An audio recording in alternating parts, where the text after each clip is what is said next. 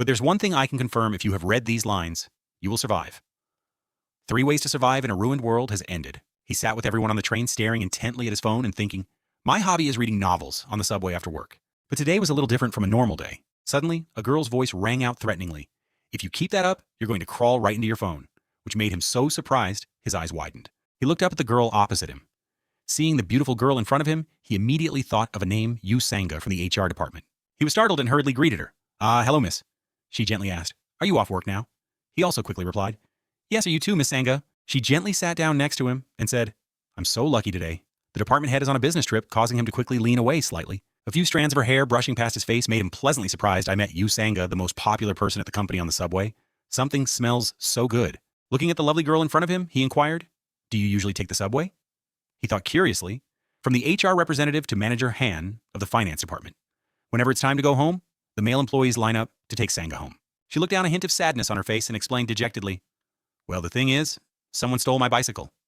Hearing her reply, he was stunned and asked, you ride a bicycle to work? She continued to sit there and sighed. Lately, I've had to work overtime, so I don't have much time to exercise, and there have been some troubles, so I just decided to... She turned to him and smiled gently. Seeing this smile, he vaguely understood a little and thought, seeing her this close, I can somewhat understand why the guys fall head over heels for this woman. But then he pushed it all aside and thought, but it has nothing to do with me. Yu Sanga and I are completely different kinds of people. But I have to make it clear now. The reason my commute home is different from usual is not because I met Yu Sanga. Suddenly she said, Buderbusuta rumetinero, making him turn to her in confusion. She quickly looked at her phone and explained, it's Spanish. It means lend me some money. He held his phone and looked at the girl beside him in astonishment. Studying on the subway after work? She's truly a different kind of person from me. I wonder where she plans to use that sentence.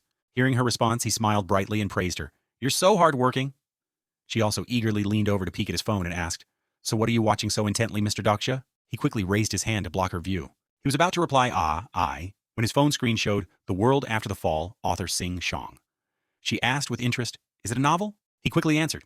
Her eyes lit up like excited stars. Or should I say studying Korean? Wow, I love novels too. Murakami Haruki, and also Raymond Carver. It seems I made a mistake. Which author do you like, Mr. Daksha? Seeing this, he broke out in a nervous sweat and thought, even if I told you, you probably wouldn't know, haha. Even if it kills me, I can't say I'm reading Sing Shong's The World After the Fall. With a slightly better expression, he thought again. That's right. My hobby is reading web novels on the subway after work. He looked at the phone screen displaying 3 Ways to Survive in a Ruined World. Or to put it briefly, the survival novel, he briefly thought, even though it might be a bit embarrassing to tell others, the reason today is different from the recent string of days is the fantasy novel I've been reading every day for the past 10 years. Apocalypse will end today. His phone lit up with dozens of messages and notifications, and he just briefly thought, some people might say it's just the end of a novel. But to me, it's very special. I've been reading this novel since my last year of high school. He remembered the image of himself being bullied, huddled in a corner, playing with his phone, and thought, even when I was isolated by the school bullies, 2 images of himself sitting alone in the park playing on his phone came to his mind. Or when I failed my exams and had to attend a third-rate university. He even recalled the image of himself in a military uniform fiddling with a computer. Or when a damn random draw forced me into a frontline unit during my military service. He continued to look at his phone and sighed. And even now, after changing jobs to become a contract employee at a subsidiary of a large corporation. Forget it. Let's not talk about these things anymore. Anyway, there are no good memories. The emptiness, when a world ends, and the satisfaction of seeing that world's ending today is the day the final part of Apocalypse is posted. Amidst the bustling crowd, he focused only on his phone, lost in his own world of thought. It's a super long web novel with 349 chapters, a long, arduous journey of 10 years from the end of childhood to the beginning of adulthood. He looked at the number of posted chapters with astonishing numbers. The author continuously posted over 3,000 chapters, even with only 1 reader, and this went on for more than 10 years. He thought with emotion. Chapter 1 had 1,200 views. By chapter 10, it dropped sharply to 20. By chapter 50, it was only 12.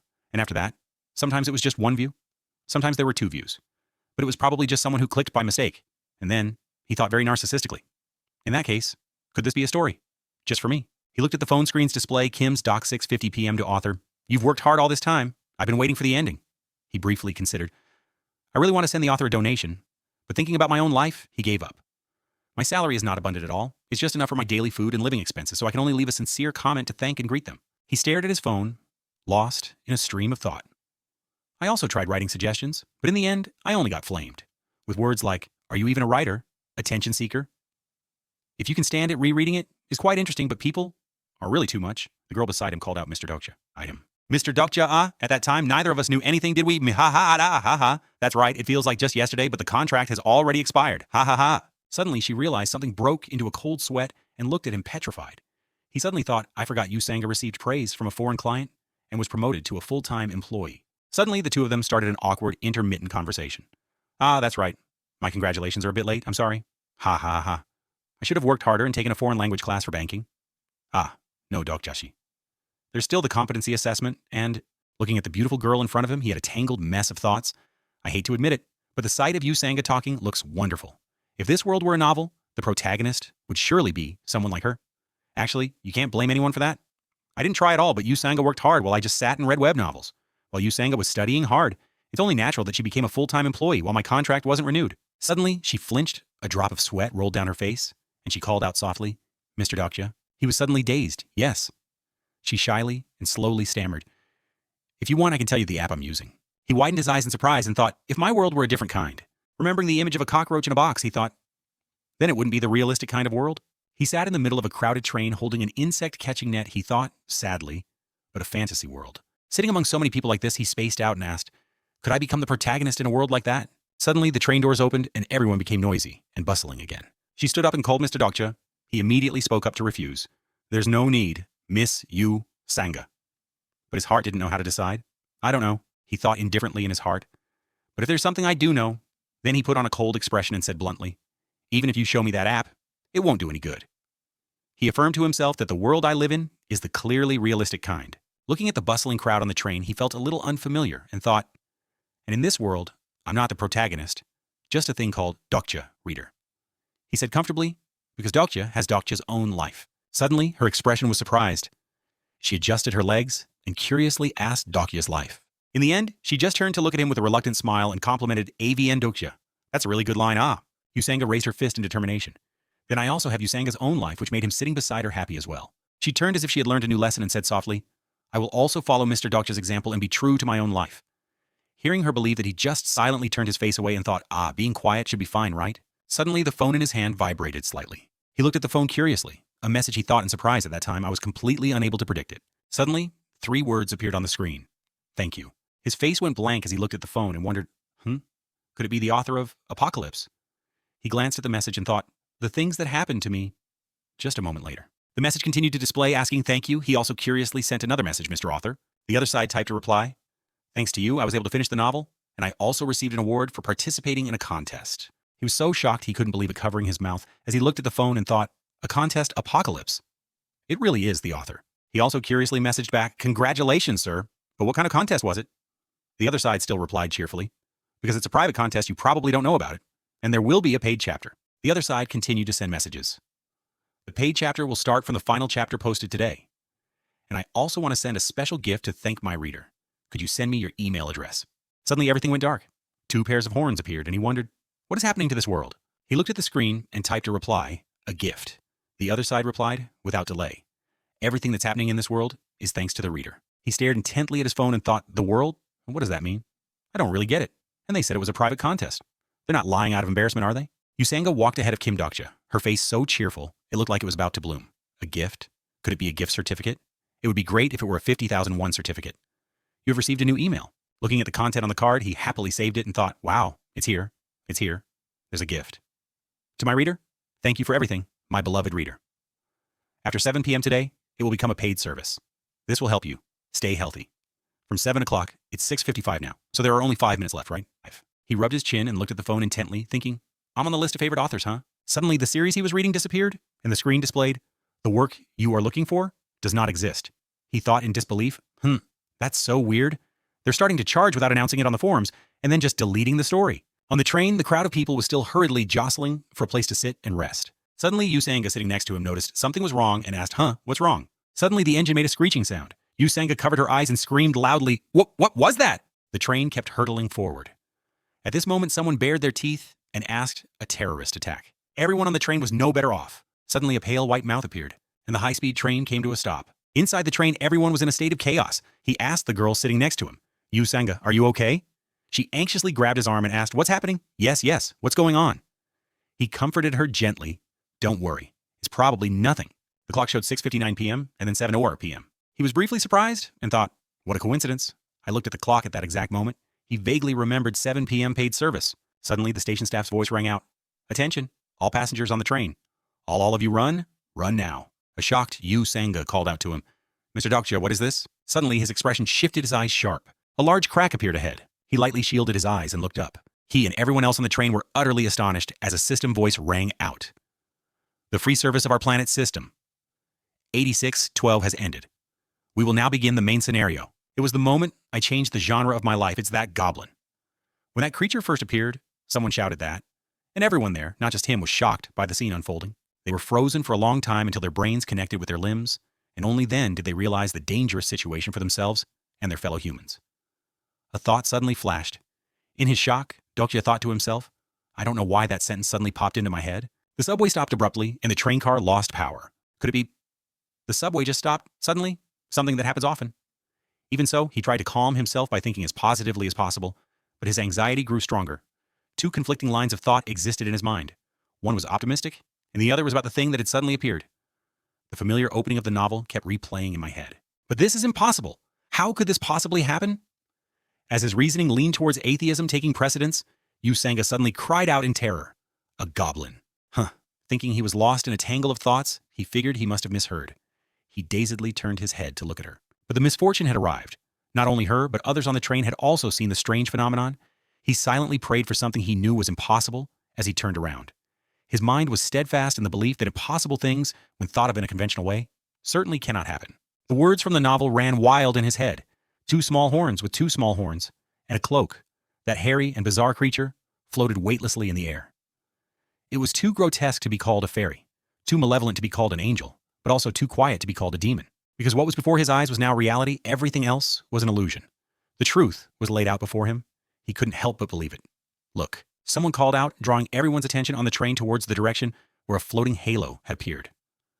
Everyone was chattering noisily. What is that? She cowered back in fear. As the strange figure became clear, he thought desperately, no, it can't be, that is. The goblin monster had appeared, and it perfectly matched the description in that novel. At that moment, he realized with shock a profound philosophy. That was the moment when fantasy and reality intertwined. As soon as it appeared, it babbled in a strange language, making it difficult for anyone to understand what was being said. However, it seemed to be unaware that it hadn't used its translation bread to communicate with humans yet. In general, everything it was currently lecturing about was proving to be useless. A few people couldn't contain their curiosity and asked, what is it saying? While the female students huddled together anxiously, the male students seemed very interested in the current strange sight and were content with their own bravery. Some brazenly used their phones to record the memorable moment. Is it virtual reality? Besides that, there were also some other comments as soon as they saw its monstrous appearance, for example. It's so ugly, looking around the area, he thought blankly. But besides me, is there anyone else who knows the meaning of this moment? At the same time, like a normal young man, he was also very interested in this novel adventure. That thing is a standard goblin. Although his heart had already leaned to one side in an era where theology was in decline and science reigned supreme, something like this was too difficult to explain. His thoughts were in turmoil between the 1,000-chapter novel Ways of Survival. The prelude to the long tragedy in the book, 3 Ways to Survive in a Ruined World, has been opened. And the refutation of this idealistic argument? But no, that can't be possible. Really? At the same time, he couldn't deny the reality that it was that very goblin. He was so flustered that the hand holding his phone trembled incessantly. Just then, Yu Sanga inquired, why does that sound so much like Spanish? I'll try talking to it. Her bold words scared the living daylights out of him. Do you even know what that is? Are you planning to ask it for money or something? She hesitated for a moment. No, not at all. Suddenly, can everyone hear me? Seriously, the Korean language pack is bugged. What a pain. Everyone, can you all hear me clearly? It yelled. Because of this pre-show hiccup, people started to lose their patience. One fearless guy yelled out, hey, what are you trying to do? What it asked blankly. And so he was scorned by the guy who hated time wasters. Are you filming Happy Entertainment? Has a job for me, so I need to go quickly. It naively understood in its own way and answered, an audition. That's right, this is the audition right now. Ha ha ha. So the data investigation was flawed. I told them to start charging at 7 p.m., but I still have to remind these guys. The annoyed man said, huh? What are you talking about? Although there were some communication issues between the two sides, the dokebi's purpose was still logically achieved. Now everyone, calm down, sit in your seats and listen to me. From now on, I have to convey important information to all of you. Seeing its gentle demeanor, the people pressed their advantage. What is this? Make the train move already. What do you think you're doing without the people's consent? How are you going to compensate for the damages? A little girl innocently asked Mommy, what is that? Is it a comic book? Watching the chaotic arguing crowd, he became more convinced that the world of the novel had arrived here. It's not wrong at all. This is the exact development I've read about. I have to stop it. But how? So he called out seriously. Sanga, don't move. His unusual action left her a bit stunned. And then the Dokkaebi became completely furious. Ha ha, so noisy. Ah, I told you all to be quiet. Do you think I'm joking with you and so the instigator could only utter his last word? Blood dripped and splattered everywhere. Everyone stared in shock at the young man who was right in front of them a second ago. A moment later, he was at death's door. It bared its teeth in a grotesque smile. This isn't a movie shoot, nor is it a dream. As it spoke, it began its massacre. If the first guy was to make an example, the following ones were purely to satisfy its bloodlust. The train car was gradually stained red. Since they wouldn't listen to reason, the Dokkaebi had to issue a punishment as a deterrent. It continued. This is not a novel, nor is it the reality you once knew. Do you understand? He frowned silently, acknowledging, that's right, this is real. The feeling that this wasn't the reality he had felt in his chest. Now I've completely awakened upon seeing the train car submerged in a sea of blood. The Dokkaebi's voice grew more and more demonic. You've all been living a wonderful life until now, haven't you? Ever since you were born, you haven't had to pay for anything yet. You eat well, sleep soundly, and maintain regular hygiene, and you even have children. Ha! Getting to live in a wonderful world without working. But that wonderful time must now end. Nothing is free forever, right? It became demonic, though his limbs were trembling, Han Mayong. Oh still asked boldly, because this could very well be his path to survival. Now everyone was aware of the imminent danger. No one failed to step back and prepare crude weapons for themselves. Anxiety was clear on their faces. Suddenly, do you perhaps want money? Though his limbs were trembling, Han Myung still asked boldly, because this could very well be his path to survival. Seeing clearly who was speaking, he whispered to her, Ms. Yu Sanga, isn't that our finance department head someone who knows the company director, huh? Ah, yeah, she replied. Seeing no reaction from it, he continued to show his sincerity as he often did. If you need money, I'll give you however much you want. Please accept it. Ah, and that's the kind of person I am. How much is enough? A check for a lot of money, or maybe two. Finally, it reacted. Huh? So you people intend to give me money? He nodded repeatedly. Just let me get out of here and any amount of money is fine. Money, good stuff. A material that exists abundantly in the subjective reciprocal relationships of humankind. As soon as he heard it say that he got his hopes up and thought nice as expected with money, anything is possible, only to receive a bitter end. The Dokkaebi raised its claws and burned all the paper money in his hand. At the same time it lectured, but it's only effective within your space and time. In this vast world, that scrap paper has no value whatsoever. If you do that again, I'll have your head. So remember that. He was stunned. My money. It frowned, pretending it was also very difficult for it to have to kill people. While you all are screaming here, the debt is getting bigger and bigger. Well, that's how it is. Earning money with your own hands will make you understand faster than me, explaining it 100 times, right? Then its horns grew long, and it flew above the players' heads, and it announced Channel B7623 has been opened. The constellations have entered. Note it's constellations, not emperor. Everyone looked in panic at the virtual screen that appeared before them. Huh, what is that? Countless expressions appeared, some worried, some interested, or like him staring blankly at the virtual screen for a few seconds. He frowned worriedly because of the words. Main scenario has begun on the virtual screen. The specifics of main scenario 1 are as follows. Proof of value, kill at least one living creature. Main classification difficulty, F time limit, 30 minutes, reward, 300 coins, failure, death. It wished them well in good faith. All right, good luck, everyone. You must show me an interesting story. Then it smiled, wickedly. Everyone was horrified by its demonic smile and the You Live I Die notification displayed on their personal virtual screens. Dokja's group were all surprised and scared when they realized something. A terrified and trembling Yusanga said, the police. She picked up the phone to call and said, no one is picking up. What do we do now? Dokja reassured Yusanga. Miss Yusanga, look at me.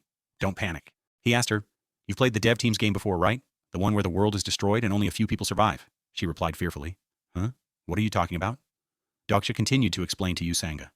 Think of it this way. He held her shoulders firmly and said, right now, we are in that game. She replied confused, a game.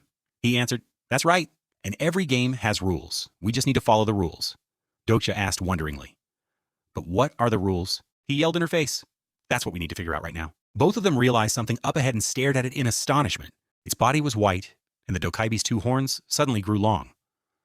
Dokja realized the train car was surrounded by corpses lying everywhere. In addition, those who were still alive were panicking and terrified, and the old woman was muttering prayers in despair. He concluded, there's no doubt anymore. The recent events have proven it. Dokja stated that his thoughts were correct, as the people around him yelled loudly. Someone please open this damn door, a voice replied. Try hitting it with a hammer. He guessed the only thing I know for sure right now is... He thought about the Ways of Survival novel he had been grinding through for the past 10 years. The information appeared on the screen. 3 ways to survive in a ruined world. Dokja thought to himself, it has become reality. I am now present in its world.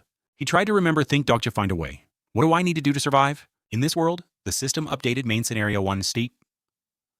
1 proof of value. Take 1 or more lives. Main category difficulty. F time limit. 30 minutes. Reward. 300 gold. Failure. Death. A loud shout erupted among everyone. Everyone, let's calm down. That voice urged everyone on. Take a deep breath and stop everything you're doing. Lee Hyun-sung reassured everyone. Is that all right? Please listen to me for a moment, he stated.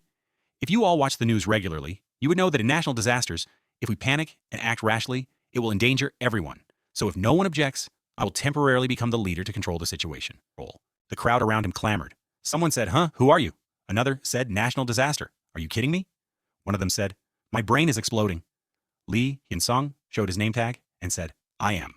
He explained to everyone, First Lieutenant Lee Hyun-sung, Unit 6502 of the National Army. The crowd buzzed. Someone said, First Lieutenant? Another said, he's a soldier. Lee Hyun-sung provided evidence for everyone to verify. This is a message sent from my unit just now. The people there were in an uproar. What, now? One of them read the message and said, damn inbox. A level 1 national disaster has occurred. All units proceed to the assembly point immediately. The person reading the message panicked and said, a national disaster for real. The man in the white shirt lost his cool and yelled in his face, hey, soldier, what the hell is going on? Lee Hyun-sung replied calmly. I tried to contact my unit after that, but before he could finish, the helpless crowd yelled, what is the government doing? Call the president and ask. Lee Hyun-sung stated, my apologies, but I'm just an ordinary soldier. I don't have the authority to contact the Blue House information about the Blue House Cheongwa-dae, the official residence of the president of South Korea. The man in white yelled, then why do you dare to volunteer to lead the situation? He looked at the chaos unfolding before him and thought, a national disaster with this situation, that makes sense. Dokja thought. But what surprises me here is he said to everyone, for everyone's safety. He thought to himself, First Lieutenant Lee Hyun-sung. He looked at Lee Hyun-sung and realized, I know him. Although this is the first time we've met, I remember that name very clearly. Information about Lee Hyun-sung's steel sword, Lee Hyun-sung, First Lieutenant of the Korean Army. Dokja realized he was one of the important supporting characters in Ways of Survival. He thought to himself, a character from the novel has appeared too. His voice and appearance are exactly as described. He suddenly pondered, but Dokja was suspicious. Was Lee Hyun-sung introduced like this in the novel? He thought. From what I remember, no. He didn't appear right at the beginning like this? Dokja added. His first appearance to the reader was after the first scenario ended. He wondered, so what does this mean? Dokja said helplessly. This sucks. If only I could read it again now. Maybe I could find the cause. One of them shouted, the Prime Minister is speaking live. It really is a level 1 national disaster. Usanga gave him the information, Mr. Dokja information, citizens of the Republic of Korea. News media information. Certain areas, including Seoul at present, are temporarily occupied by unidentified terrorists. The government will mobilize all rescue forces, police, and the military to quickly find a solution to deal with, he stated. I know this whole speech too, terrorism. That's right. That's the most plausible scenario everyone could think of. But listening to it again now, it seems a bit funny. Everyone there was watching the news. Someone said, why is the Prime Minister speaking and not the President? Another said, rumor has it, the President has been killed. The rest of the group said in surprise. Huh? Really? 2 young men stood shoulder to shoulder and asked. The guy in the gray shirt said, I don't know. It says so in the comments. The other one replied. And you believe that? It's just chaos. Dokja replied. No, it's true, my friend. And soon, suddenly there was a sound. Bang, bang, bang. Oof! It scared everyone. Update the Prime Minister has by unidentified terrorists. All news systems experienced interference and lost connection. Beep, beep. A loud voice said, everyone, I told you so? The dokebi transformed into a giant and said, this isn't child's play, terrorism. Everyone was terrified when they heard it speak. You still don't get it. Don't try to cling to hope. Don't you see how the current situation is just like in a game? Haha. According to the data, the people of this country are pretty good at games. He held his phone tightly as he listened to the dokebi's update. Or how about this, let's increase the game's difficulty. As soon as it finished speaking, the system showed everyone 24 hours, 22 minutes. Everyone there was surprised. The dokebi answered, that is everyone's time limit, which has been shortened.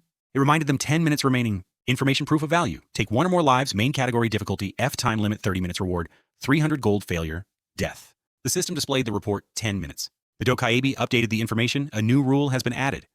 If no one starts killing within the next 5 minutes, 9 minutes, 59 seconds, everyone will die. The crowd, upon hearing that information, panicked and shouted, huh, what? Now? Are you kidding me? The guy in the brown suit yelled at him. You heard what it said, right? The short-haired girl lost her composure and asked Mr. Soldier, what do we do now? Won't the police save me? Lee Hyun-sung reassured them. Everyone take it easy. Don't let it provoke you. A scared Usanga clung tightly to Dokja. He realized, yes, everything is happening. As I predicted, Dokja stated, knowing that the current situation is the opening event of Ways of Survival. I still have a persistent feeling of unease. Dokja looked at the panicking man and said, the supporting character Lee Hyun-sung has appeared, but he wondered, why haven't I seen that person yet? Dokja thought he should have been here a long time ago. The pink-haired guy cried out in terror. Ah! The scene became more chaotic with information about the next car. There's a murderer in that train car. Block the door. Don't let them through. Someone said we need to a light shone on the people standing nearby and touch them. The guys standing nearby all yelled, ouch! They wondered, what is this? Something has appeared. The dokebi reported, The train car will become sealed. No one in or out until the scenario is completed. It added smugly, haha. In some places, the game has already begun, but there are still groups that haven't done anything. All right then, consider it a gift of life. I'll let you witness the consequences if you're still rooted to the spot in 5 minutes. The system panel once again appeared before everyone. The guy with glasses saw it and exclaimed, huh. He realized, that's the uniform of Taepung Girls High School. The students in the projection screamed in fear. The dokeibai announced, the time limit is up. It added the penalty will now be carried out. He tried to remember. The students panicked when they saw bloodstains appear in the classroom. Ah, help! The students yelled loudly. Open the door. Is anyone there? The short-haired female student cried out in despair. No. The people watching on the system screen said fearfully, oh my god. No one could believe their eyes. Huh? The short-haired girl was choked to her last breath. Ugh, no resistance left. Eki. The hand choking the girl gradually loosened its grip, slowly opening her hands from the girl's neck. Everyone watching couldn't believe their eyes. The female student who did the choking stood observing her next target.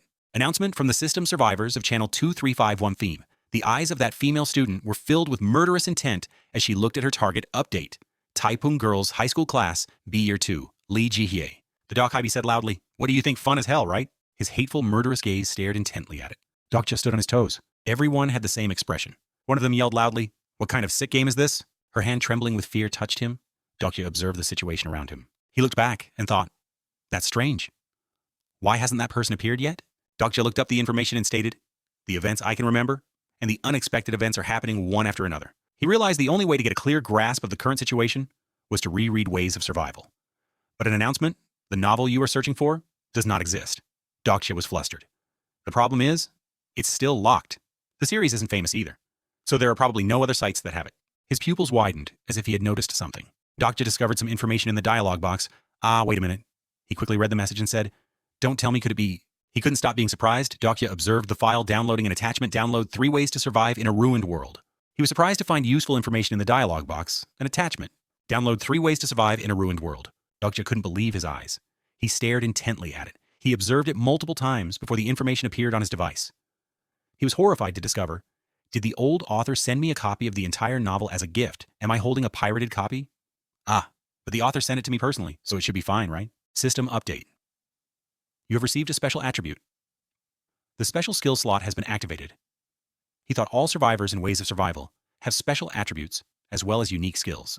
Dokja stated, just like in a game. He closed his eyes and began to think, attribute window? So maybe I should start by understanding my own attributes and skills. He was surprised by the system that appeared announcing, cannot activate the attribute window. Dokja said in surprise, what? He looked at it helplessly. Attribute window, cannot activate the attribute window. I didn't know this could happen. If I can't open the attribute window, what should I do now? He quickly looked up information about it. Worried, he said, whatever. Let's open that other file first. Announcement. Your reading speed is greatly increased based on your special attribute. He was surprised to hear that information. His feet weren't steady on the floor. Dokja's mind was in a daze. What was that just now? My attribute? Dokja realized he had finished reading the first act of Ways of Survival in less than a minute. And thanks to that, he now understood information. In train car 370, 707, he saw people gathering at the rear door. He looked up at the room number. It was 3807. Dokja said, this is car 3807, the source of my unease. He wondered, why are things happening differently from what I've read? Is it because my train car is different from the one the main character in the story was on? He calmly voiced his opinion. If that's the case, then what happened to the people in car 3807 in the novel? She quickly asked Mr. Dokja, shouldn't we stop them? Dokja stated. Through the blood-smeared glass window of car 3807. He learned more. The adjacent train car was also the scene of a bloody massacre, and only 2 survivors remained. One guy who was caught said, hey, who said you could run? Don't make me feel guilty. That guy begged, please spare me, I need to. Kim Nam-woon told him to stop whimpering. He struck mercilessly, sending the guy rolling on the floor. He realized, and I also know who those 2 are. Kim Nam-woon yelled, I told you to shut up. Dokja looked at him suspiciously and thought to himself, I told you to shut up. He hurriedly sent a message. It's highly likely Miss Sangha will die. Only 2 people will survive. Other than that, everyone will die. A loud voice called out, what are you doing? Han Mayong. Oh quickly intervened and said, that's an old woman. Have you thrown your morals to the dogs? He recognized him as director Han Myong-oh. Kim Nam-woon exclaimed in surprise. Huh, he yelled loudly. Do you want to die, old man? A surprised Han Myong-oh replied. What it answered? Are you slow? You still don't understand the situation? He yelled in its face. Who are you mouthing off to, you little punk? It pointed at him and said, don't tell me you're stupid. The Dokaibi appeared. Save me, ouch, you all die. Kim Nam-woon said, no army is coming to save us. He added, and if you want to live, you'll have to follow the rules. The other guy begged. Please spare me. I'm a very virtuous person. He yelled, shut your damn mouth, you Kim Nam-woon said. You're saying, he said fiercely, we have to kill. He stated, I know your type, old man. Only inhumane scum kill others to live. Kim Nam-woon thought, your thinking isn't wrong, but it's not suitable for this time. Kim Nam-woon confidently stated, the law is gone. Only life and death remain. I want to live, and will do anything to survive. Think carefully. Who has the time to judge me as cruel and wicked? We are in a new world. When in Rome, do as the Romans do. That's it. Dokja realized Kim Nam-woon, a young man, who has quickly adapted to the rules of this new world. He added the decisiveness in his actions. It said fiercely, how long are you all going to stand there and watch? Do you all want to die? Dokja stated he has crushed the little humanity left within. Kim Nam-woon said, damn it, but he's right. He stood helplessly watching it wreak havoc. He stated if no one is killed, in the next 5 minutes, everyone will die. All eyes were staring at one spot. Dokja said, in the novel, there was a passage that left a strong initial impression on me. They all simultaneously became butchers, lunging to tear apart their prey. He added, because if they don't act, they might be the next corpses to permanently lose their lives here. Dokja thought to himself, and me? I just stand still and watch everything as if I'm rereading that passage one more time. He looked at the chaos ahead and said, I can only do this. In the novel, that nameless woman was also the first victim. If I try to change her fate, the future could also be changed. And the knowledge I've read in the novel will gradually become useless. Am I making the right choice or the wrong one, just standing by with my arms crossed? He gripped the phone in his hand as if taking his anger out on it. She said discontentedly, at this rate she'll die. He stopped her. Don't act recklessly. Yusanga replied, I know, but Dokja said you could get killed too. The two looked into each other's eyes. Dokja called her name Sanga. He thought to himself, even though this isn't the old world anymore, her personality is still the same selfless kind and good-hearted. Dokja stated, however, the person who can change the story is not you. You are not the main character of this world. Dokja said, Yusanga, you stay right here. She replied in panic. Huh? But he interrupted her. Just listen to me. This one last time. I need you to trust me. He left decisively, leaving her to stand alone. Dokja encouraged himself. It might still be a bit early to intervene right now. The original plan wasn't like this, but I have no other choice. She called out to him earnestly, Mr. Dokja. He thought I wasn't standing still just now because I was wary of Kim Nam-woon and the others. Dokja thought, it's also not because I agree with their inhumane actions. He hesitated to decide. Instead, I was waiting for a slim but incredibly important opportunity, and it's coming. A streak of golden light shot forward. He was resolute right now. Dokja rushed towards the group of assailants. Announcement. Proof of value, kill one or more people, main category difficulty. F, time limit 30 minutes. Reward, 300 gold, failure, death. Time remaining 7 minutes 32 seconds. Dokja gritted his teeth. Kim Nam-woon also froze at the chaotic situation before him. Taking the opportunity while he was off guard, he lunged forward like a moth to a flame, hitting him without missing a single shot. Kim Nam-woon got beaten up by him, sent flying a good distance and slammed hard against the wall. He screamed in terror. What the hell? The smoke was getting thicker and thicker. An enraged Kim Nam-woon yelled threateningly, do you want to die too? Dokja calculated silently. At first glance, everyone would think I pushed Kim Nam-woon away to save the old woman, but that's only partially true. He glanced around, searching. Where is it? It must be somewhere around here. Meanwhile, Kim Nam-woon still wanted to physically attack the old woman. What are you guys doing? Keep hitting her. Kill her quickly. His eyes widened as if he had seen something. He noticed the box in a boy's hand over there. Without much thought, he approached and placed a hand on the boy's shoulder, causing the kid to look up blankly, not understanding what was happening. He said hurriedly, let me borrow this for a second. Dokja mustered his courage and reached inside. He caught a bug and handed one back to the boy to hold. He didn't forget to add, hold on to it. Okay. Having said that, he turned towards the person attacking the old woman and shouted loudly, everyone stop. Even if you kill that old woman, you won't survive. Their faces were now contorted, hearing him say that everyone stopped. Dokja frowned, staring at the current scene, which left him speechless. He bit his lip and thought, good, everyone has stopped. He tried to explain, let's say you all kill that old lady. Then, what her death might help everyone extend their lives by another 5 minutes, and that's it. He posed the question, what do you do after that? Which made everyone freeze in place. Dokja continued to explain, according to that Dokaebi's words, everyone will have to kill another person themselves. Who will that person be? The person standing next to you. Everyone quickly had their thoughts cleared and moved away from the old woman. Kim Nam-woon smirked cynically. Ha! He said inhumanely. So what if that's the case? He continued sinisterly. We can just kill cowards like you next. No need to be afraid of losing your turn. Everyone only has 2 choices, live or die. He looked at him fearfully, softly calling the name Kim Nam-woon. Suddenly, he changed his attitude, smirking. Right, I knew you would say that. He played on their psychology and said, there's no need to put yourselves in danger like that. There's still a way to survive without killing people. Everyone asked in amazement, huh, are you serious? He slowly continued. Have you all forgotten? The condition to complete this scenario is not to kill one person. Kim Nam-woon stood to one side, grinding his teeth in fury. He then held up a cricket and said, but to take 1 or more lives. The atmosphere was silent for a moment. All eyes were on him. Looking at the animal in the box, someone noticed and shouted, insects. Their eyes began to fill with greed, their expressions twisting with malicious intent. He has insects. If I can get them, then I... The despair and aggression were aimed at the unlucky woman. Now they've changed their strategy, frantically attacking him. The target has now shifted to Dokja, but for some reason his heart was still beating with excitement. Despite the life-threatening situation, he bared his teeth in a sinister smile and thought, why am I gritting my teeth and smiling so triumphantly? He wondered, is this my true self? Red eyes, as if possessed by a demon, were eyeing the insects in his hand. He then forcefully crushed one, then threw the box into the air. Everyone yelled in anger, this lunatic! But at this moment, the system announced, you have achieved the first kill achievement.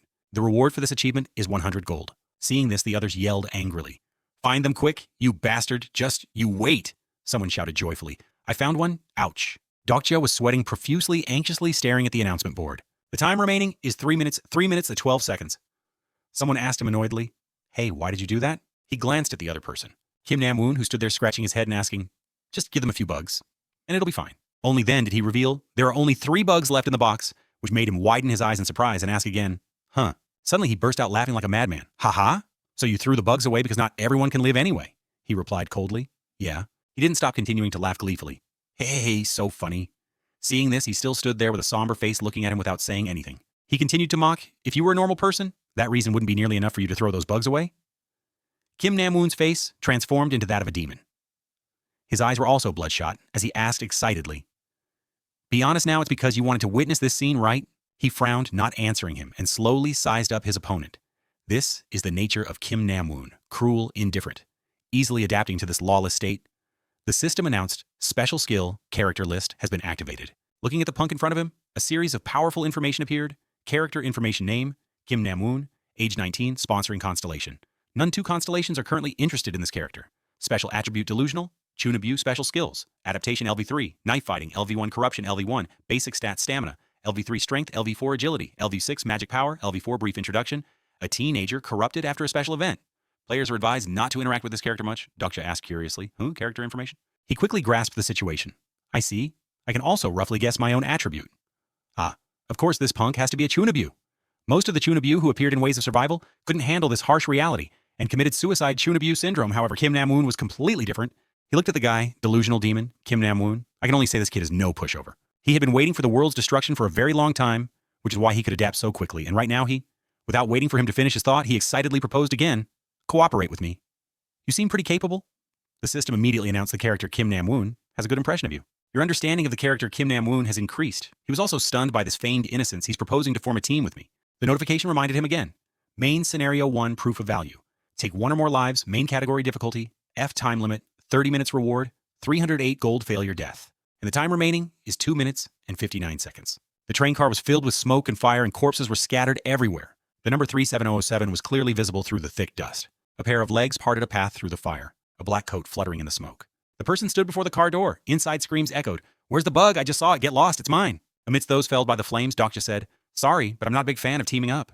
His calm demeanor was a complete contrast to Kim Nam-woon's. He scratched his head and chuckled. Is that so? What a shame, Dokja analyzed. If I accept Kim Nam-woon's invitation, I can guarantee my survival right now. Someone who hasn't read Ways of Survival would agree to team up with the kid immediately. He was extremely clear-headed. However, I know everything his past, present, and even future. So I chose the answer most beneficial to myself.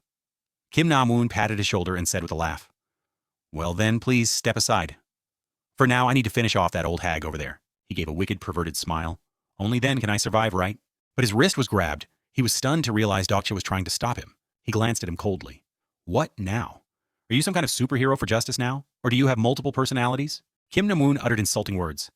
I guess all adults are bastards. Dokja also couldn't contain his anger, and remembered meeting him in person reminds me of why I hated this character so damn much when reading the novel. You curse adults, but in a few years, you'll be a grown-up too, you brat. He violently yanked his hand away and cursed. Turns out, you're the type of person I hate the most. The system immediately popped up a notification. The character Kim Nam-woon now despises you. Your good impression of Kim Nam-woon has decreased slightly. Without a word, he attacked, I told you. He swung a powerful blow that grazed past him. Get out of the way. Unexpectedly, he dodged it, which surprised him.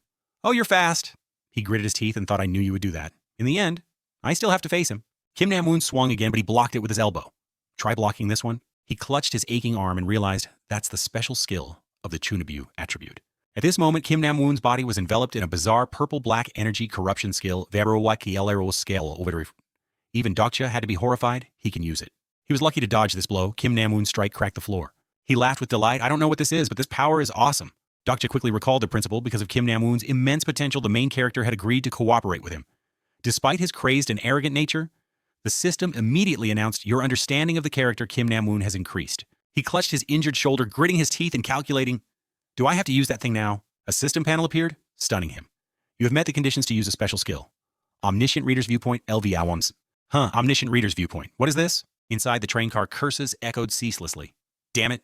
Where did all the bugs go? The constant tremors made the others panic. What's that sound? On the other side, Kim Nam-woon was still attacking Dokja, but without success. Despite trying, he still couldn't hit him. He furiously yelled, damn dog! His eyes had become crazed. Why can't I hit you? He was so tired he was panting, thinking, fighting with faith, kid? The special skill, Omniscient Reader's Viewpoint LV1, has been activated. He glanced at the notification panel like a flash right shoulder. Dokja immediately dodged to the left. He swung his fist again, face. He stepped back and dodged the blow right in front of his face. His fist barely missed him. As soon as he activated his second skill, Omniscient Reader's Viewpoint, I can read all his movements with absolute precision.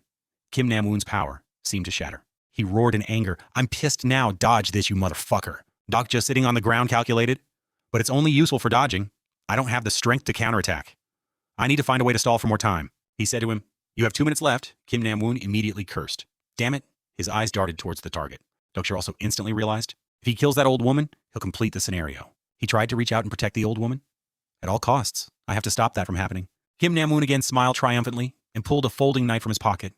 Do whatever you want. You're going to die anyway. As soon as he raised the knife, the skill also announced Information Knife Fighting Skill, LV Yaos. 1. This knife directly grazed Dokja's shoulder. He was in so much pain that his face was covered in sweat. His wound was being corroded by Kim Nam-woon's power. Damn it. It hurts so much. It feels like my flesh is burning. I forgot about a kid who always keeps a knife on him. The knife missed and embedded itself deep in the floor. Dokja took the opportunity to lift the old woman up. He trembled, taking step after step, wanting to escape. Death was chasing right behind him. He panted and continued walking. If I lose to Kim Nam-woon, I'll definitely die. The weak die, so the strong can live on. Such a simple rule. It's still true whether in this new world or on the old Earth. He remembered the days he was bullied. Humans have always trampled and torn apart those weaker than themselves, even during failures at work, but now it has become a matter of survival. If I want to survive, I must become strong. As he set the old woman down, Kim Nam-woon calmly approached with his knife. Hey, mister, you can't even breathe anymore. Just be good and die, so I can live on, okay? His eyes were filled with determination and hesitation. He suddenly stood up and said words that made him freeze Chungsil High School Year 2. Kim Nam-woon, do you think an insect egg counts as a life? He was confused. What nonsense are you spouting? Did fear drive you crazy? He held something in his hand, gritted his teeth, and said, the answer is, they will die. He crushed the insect egg in his hand. Yes, the notification board kept popping up. The reward for the achievement is 189 gold. You have taken a life. The reward for the achievement is 100 gold. You have taken a life. The reward for the achievement is 100 gold. You have taken a life. You have taken a life. The reward for the achievement is 189 gold. You have taken a life. The reward for the achievement is 100 gold. Kim Nam-woon was still bewildered. Why should I care? He forcefully swung the knife at him. About that, the system announced right on time. Do you want to view the guide for using gold? His mind worked continuously. Skip used 2,700 gold to increase stamina points. 2788 gold has been used to increase stamina points. Stamina LV in 1 to stamina L of 10. Your stamina level has just skyrocketed. Your body's endurance has been greatly enhanced. Just as the knife was about to touch Dokja's heart, the impact with his body caused the knife to shatter. Kim Nam-woon was stunned. He quickly retreated. What the hell? Dokja's voice rang out calmly again. During mating season, a grasshopper can lay up to 100 eggs at a time. His eyes turned cold. Today the one who falls is not me, but you. The screams still echoed behind him. Please, I still can't find it. The clock was about to run out of time. 0 minutes 57 seconds. Kim Nam-woon tried to act calm, He screamed and lunged with his knife. Shut up and die obediently. Why aren't you dying? He was worried and sweating, damn it. The countdown had reached its final seconds. When it reached 0, time limit has expired. Commencing penalty execution. Unceasing screams echoed along with streams of fresh red blood. No. The system displayed a notification. Main scenario 1. When proof of value, complete Bugwang line train, 3434 car, 3FA7, 5 survivors. The Dokaibi covered its mouth and chuckled. My, what happened here? I was only gone for a moment to check on the other train cars. Corpses were strewn all over the train car. Luckily, it had magic. Otherwise, it would have been drowned in this pile of corpses. If it were unlucky, it might even trip over one corpse and fall flat on its face in front of another. The glossy train floor was stained red with blood, half dried and half still smeared everywhere, creating a deadly scene where the person who could stand calmly here looked more grotesque than ever. The 5 of them stood alone in the vast train car. More or less, they all kept a safe distance from each other, and none of them were untouched by dust and blood. And the announcement rang out, The virtual screen once thought to only exist in futuristic sci-fi movies now appeared before each person. Once again, main scenario 1, proof of value completed Bugwang Line Train, Martha 3434 car, number 3807, 5 survivors. The survivors. First, there's Lee Hyun-sung, who looks upright and gentle, but acted more ruthlessly and decisively than anyone. A born soldier indeed. If he wanted to, no one could escape, and after all that, he reverted to his usual compassionate demeanor. Next is the only female survivor of the old train car, Yu Sanga. Among the 5, she was considered the most unscathed, but no.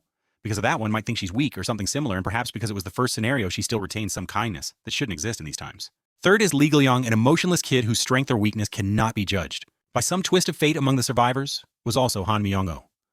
To him, human lives were like trash. He only lamented the money that the Dokkaebi mercilessly burned away. A person who should have survived was now lying sprawled on the ground.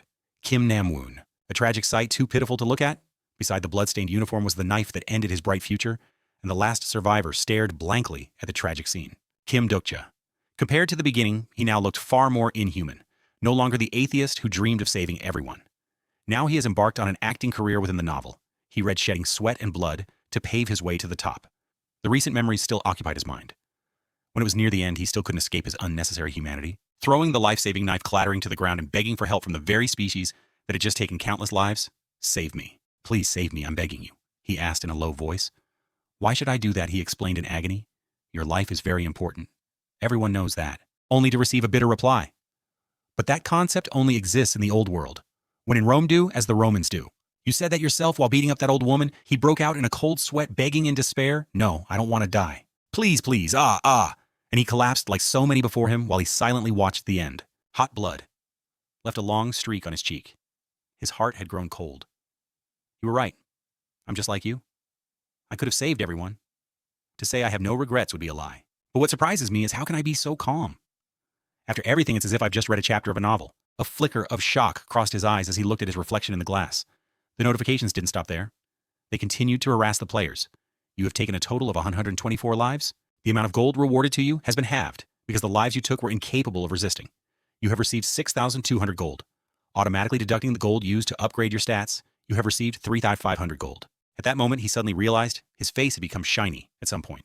The blood stain was gone, and from the window, the entire train car was gradually cleaned as if the massacre had never happened. Following the system's mechanical announcement, "You have received the Mass Murderer achievement. You receive 380 gold as a stage clear bonus. You lose 190 gold to pay the channel usage fee. Calculating additional rewards." The group stared blankly at the phenomenon in the train car. Only he understood clearly. The old world had been destroyed, and a new world was being born. They were overjoyed to hear the familiar chugging sound. "Hey, the train is moving. We'll finally get to go home, eh?" And now he watched blankly. At this moment, through the window, they noticed the strange side of the outside world. Monsters had taken over the sky. It was impossible to distinguish between the color of smoke and stray bullets and the orange hue of the sunset. He blankly exclaimed, "What kind of monster is that? My goodness!" She looked outside in shock. The Dokkaebi reappeared, with first words that were very out of place. "Ooh, wonderful." As for him, he could comfortably accept that he was the only reader who knew the end of this world, and they were ready for the next battle. Outside, monsters roamed everywhere. The roads were an endless gridlock. They got closer and closer to the monster, and because of that, they could clearly see its bizarre shape. When the chugging sound stopped, he held his head and screamed his lungs out. "The train has stopped. That serpent is going to attack us." However, after waiting for a long time and seeing nothing, he became a little suspicious. He opened his eyes, and his heart skipped a beat, realizing the monster was near the train but just glided past. It didn't even touch the train. In contrast to everyone's bewilderment, he now had an omniscient status, so there was no reason for Dokja not to have some information about it. Information about the monster ran through his line of thought. That serpent is a monster, species called ichthyosaur, a sea serpent, a giant python. Common folk call it by many names. Later on, everyone would know it was a grade 7 monster in ways of survival. But for now, they could only be like him, peeking and observing with a question, "What the hell is that thing?" In short, the scenario is the most important thing in this world. As long as we are protected by the limits of the scenario, we won't be attacked by monsters. And now he glanced at the Dokkaebi floating happily above. 1, 2, 3, 20, 21, a whole 21 constellations. No wonder it's so happy. Looking at its shrinking clear galaxy, he thought idly. The basis for this Dokkaebi's leisure is that the stars above its head represent the number of constellations connected to this channel. Speaking of constellations, they are mystical entities that exist in the world of ways of survival.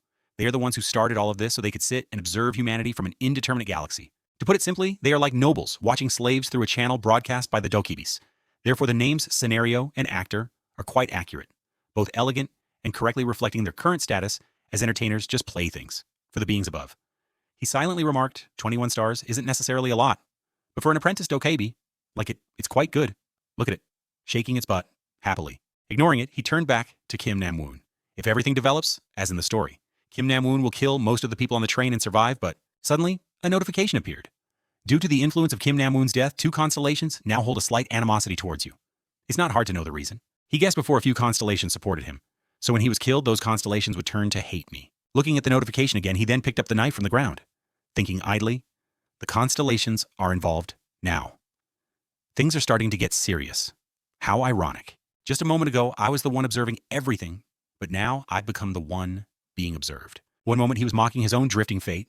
The next, a notification heralding a future of endless money rang out. A few constellations really like your performance. The constellations have sponsored you 500 gold. He was silent for a moment. Actually, it's not hard to understand. If there are constellations that hate me, there will also be constellations that like me. He thought simply, and so malicious thoughts occupied a part of his mind. Fine. If you all like to watch, then keep your eyes peeled and see. And in the end, you'll have to pay the movie ticket price with your own lives.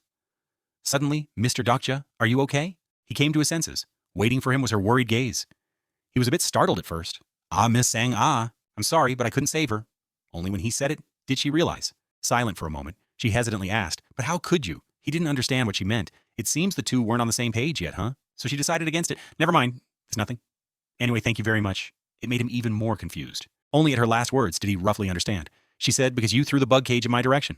And she was still dazed and could only utter, huh? Once he understood, replying wasn't difficult. It was just a coincidence. There won't be a next time. He said one thing, hoping she would understand 10. She fell silent, bowing her head. He resumed his thought process. She's smart enough to have survived the recent chaos, so she probably understands what I mean. My decision saved a few people, but also caused a few to die. Therefore, I have no reason to be happy right now. Because it was in a good mood, the Dokubi looked much easier to talk to. It grinned from ear to ear. The faces here are all very promising, aren't they? The number of 5 people is also acceptable. After saying a few perfunctory words of congratulations, it turned back to curry favor with the constellations. And at the same time, thank you for the enthusiastic support of the 21 constellations watching this channel. You are number 1. He had lost interest in the constellation issue ages ago. What he was paying attention to was 5 people more than I thought. Lee Hyun-sung is not surprising. His stamina and agility are very good. Lee Gil-young, probably this kid. He glanced at the kid huddled alone in a corner. Back then, he also received it. And amidst the chaos, he was calm, without a trace of fear. He survived until now. He placed a hand on the boy's shoulder, softly calling kid. The child turned his head warily. He asked sincerely, do you want to live? He explained this action. This isn't out of pity. To be precise, this action is hypocrisy, exploitation. Completing his line of thought, he offered, if you do come with me, and a notification appeared. A few constellations were moved by your kindness. The constellations have sponsored you 200 gold. By now, he wasn't excited about this small amount of money. After all, his life wasn't even guaranteed. This amount of money isn't even enough for offerings at my grave. He thought to himself, people can think I'm inhuman or whatever they want. I just want to survive in this world because I know the future events and how this system works. What I need to do now is attract the attention of the constellations. Seeing the boy had warmed up to him, he reached out and friendly patted the boy's head. Meanwhile, the dokebi excitedly recounted. A lot of interesting things happened today. For example, the guy in the next train car. Suddenly, Han Myung-oh, oblivious to his place, interrupted. Can we go home now? Luckily, he spoke up, giving him extra time to remember this person. That's right, there's also Vice Director Han Myung-oh, who is still breathing purely, thanks to luck. He yelled, but we did what you asked. Huh? Go where? You just saw a monster outside the train car? Do you still want to go out there? It asked back smugly, which was also a warning. Meanwhile, he thought off topic. But why would someone like him take the subway home? Usually he drives a fancy car to show off everywhere. As if to remind them, the giant serpent suddenly roared. It made him jump in fright, pressing himself against the wall. It continued. Overall, you all have impressed me. At first I thought this train car would be boring, and maybe everyone would die. But then you proved that even the lives of insects have value. He took the words literally. That's right. So you're saying you also see us as just insects, right? Meanwhile, the serpent outside continued to show off its might. It returned to its initial easily bullied demeanor and said cheerfully, now perhaps I should reward you all a little. For the first scenario from now on, you will officially receive the protection of the constellations. Huh, why so glum, guys? What a great reward, right? Seeing they had no reaction, made it glum as well. He silently snarked, that reaction is normal. Besides me, who else would understand things like constellations and protection? It seems after a long time of contact, it is now caught up with the human thought process. Let me explain. Currently, you all are creatures as weak as snails. If you participate in the next scenarios in your current state, the chance of you being immediately killed by a ground rat is 100%, not even needing the likes of that giant serpent. However, that can change if you wisely use the funds bestowed by the generous noble constellations. Do you understand what I'm saying? Lee Hyun-sung wondered. What do you mean? Who is the sponsor? After such a long explanation, being asked about the basic initial issue made it angry enough to curse. Damn it, why are you guys so stupid? Fine, do it this way, figure it out yourselves, I'm not explaining anything more. Then it snapped its fingers. And a virtual screen appeared before everyone. The notification appeared, sponsor selection, choose a sponsor for yourself. That entity will become a steadfast and reliable ally, necessary for the following scenarios. 1. Abyssal Black Flame. Dragon 2. Demon-like Judge of Fire. 3. Secretive Plotter. 4. Prisoner of the Golden Headband. Dokja rubbed his chin and thought, 4 of them. Yusanga then called out, Mr. Dokja, she asked in a panic. There are 2 strange options on my screen, he replied coldly. Even if you ask me, I can't really help. Just feel free. And pick one you like. Consider this an aptitude test. Yusanga began to focus and think, aptitude test. To have 2 constellations notice her, I don't know if it's luck or if they see her potential. The support of the constellations, also known as sponsorship, is one of the essential concepts of this world. Choosing a sponsor is very important. With this event, the constellations are currently watching us through that Dokaibi's channel. They can choose someone they like and offer support by making them their incarnation. For example, right now, there are 4 constellations that want to sponsor me. The special thing is they never reveal their real names. Dokja still stood there thinking restlessly, considering how the protagonist of Ways of Survival received 5 offers. So 4 isn't a small number. I can only rely on titles like Demon, Selm, Ghost, and Dragon to guess the true identities of the constellations. He recalled I've read Ways of Survival, so I can consider it more carefully than others. Let's see first off. A dragon with red eyes appeared incredibly majestic. This is the Abyssal Black Flame Dragon, a powerful entity and also the leader of the star group named Black Cloud. If I remember correctly, its real name is very, very long. With the sponsorship of this dragon, I will receive incredibly powerful offensive skills. The upcoming scenarios all require stamina and strength, so this is a very beneficial choice. However, it's only beneficial at the beginning. The more I use its power, the more my human mind will be corrupted, and in the end, its incarnation will go mad and become a homicidal maniac. It really favors those with the Chunabu attribute. It seems that's also why in the story it was Kim Nam-woon's sponsor. He wondered, so why did it choose me? So he frowned and moved on to the next one. We don't belong together. Next. Suddenly, he was surprised to see the next information. This is a very unexpected offer. Demon-like Judge of Fire, a name reeking of demons and sin. However, demon-like here means it's not demonic at all. He calculated what's noteworthy is Judge of Fire, the supreme ruling entity judging evil with an eternal flame, so it's the Archangel Uriel. He stood there muttering, I remember that. In the story, there was a character who accepted its sponsorship. Not a bad choice. I'll consider it. The entity of absolute justice is very strong, but to use its power, I'll have to follow certain rules and shackles. Okay. The third one, next is the Secretive Plotter. Hearing this name, Dokja's eyes widened in horror. Damn, this is the first time I've ever seen this name. He felt regretful. If I could read it again now, maybe I would know who it is. But there's no time now. Perhaps it's an entity that was only mentioned briefly. But I'm quite sure that Dokja stared intently at the information panel, hesitating as he analyzed. It's not as strong as the other 2. Let's consider finally. At lines 3 and 4, it made him exclaim, surprised. He loosened his tie with his hand and thought, who would have thought I'd be offered sponsorship so early? Prisoner of the Golden Headband. Just reading prisoner already suggests negativity and roguishness. But what's important is the latter part. The Golden Headband is the world's smallest prison, the one who must live and endure the pain from the eternal shackle worn on the forehead. The king of Flower Fruit Mountain possesses extraordinary power, proficient in martial arts, master of the magic of the great sage, equal to heaven, Sun Wukong. In the novel, someone received the sponsorship of this constellation, and since then, rumors have spread about him, possessing the power to destroy hundreds of other incarnations with just one staff, casting a divine spell that makes thousands of monsters vanish. He remained in the same position, muttering. The author wrote about it quite grandly, so I can still remember. Such a supreme entity is also paying attention to me. He suddenly thought if I choose the great sage, equal to heaven, as my sponsor. Everyone was in a difficult position, not knowing which one to choose. The atmosphere became extremely tense. Dokja, however, looked out the door at the countless corpses lying on the ground. He remembered someone and asked himself, then, can I defeat him? The system then announced, the sponsor selection event has ended. The Dokaibi cheerfully approached and asked, is everything done? Very good. Suddenly, he laughed with amusement. My. Someone has made a very interesting choice.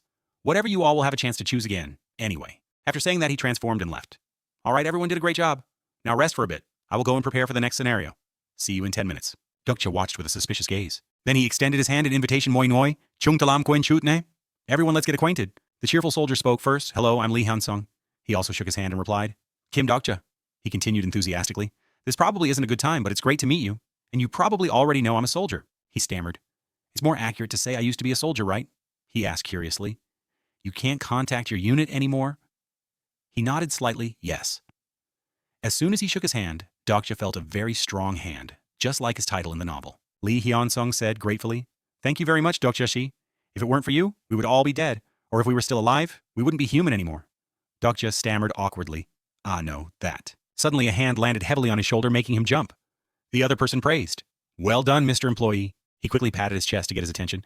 "Dokja, you know me, right?" He turned around and quickly replied, "Of course, Mr. Han Mayong-oh." He argued angrily. "Huh, Han Mayong-oh. You should be calling me by my title, shouldn't you, Vice Director?" He replied without any deference. "This isn't the company." He angrily pointed and threatened, "Hey, watch your mouth if you don't want to get fired. Do you want to play tough? Where are your manners? I haven't even mentioned what happened earlier. You know who I am yet? You didn't even give me a bug. You threw them around and made me search my ass off for them," Dokja said without any deference. "Han, Mayong-oh, shut your mouth for me." It made him freeze in his tracks. Han Myong's eyes widened in astonishment. What he then angrily explained, "Do you really not understand the situation right now? Or should I have let that punk earlier punch you in the snout and kill you as he should have?" It left him speechless.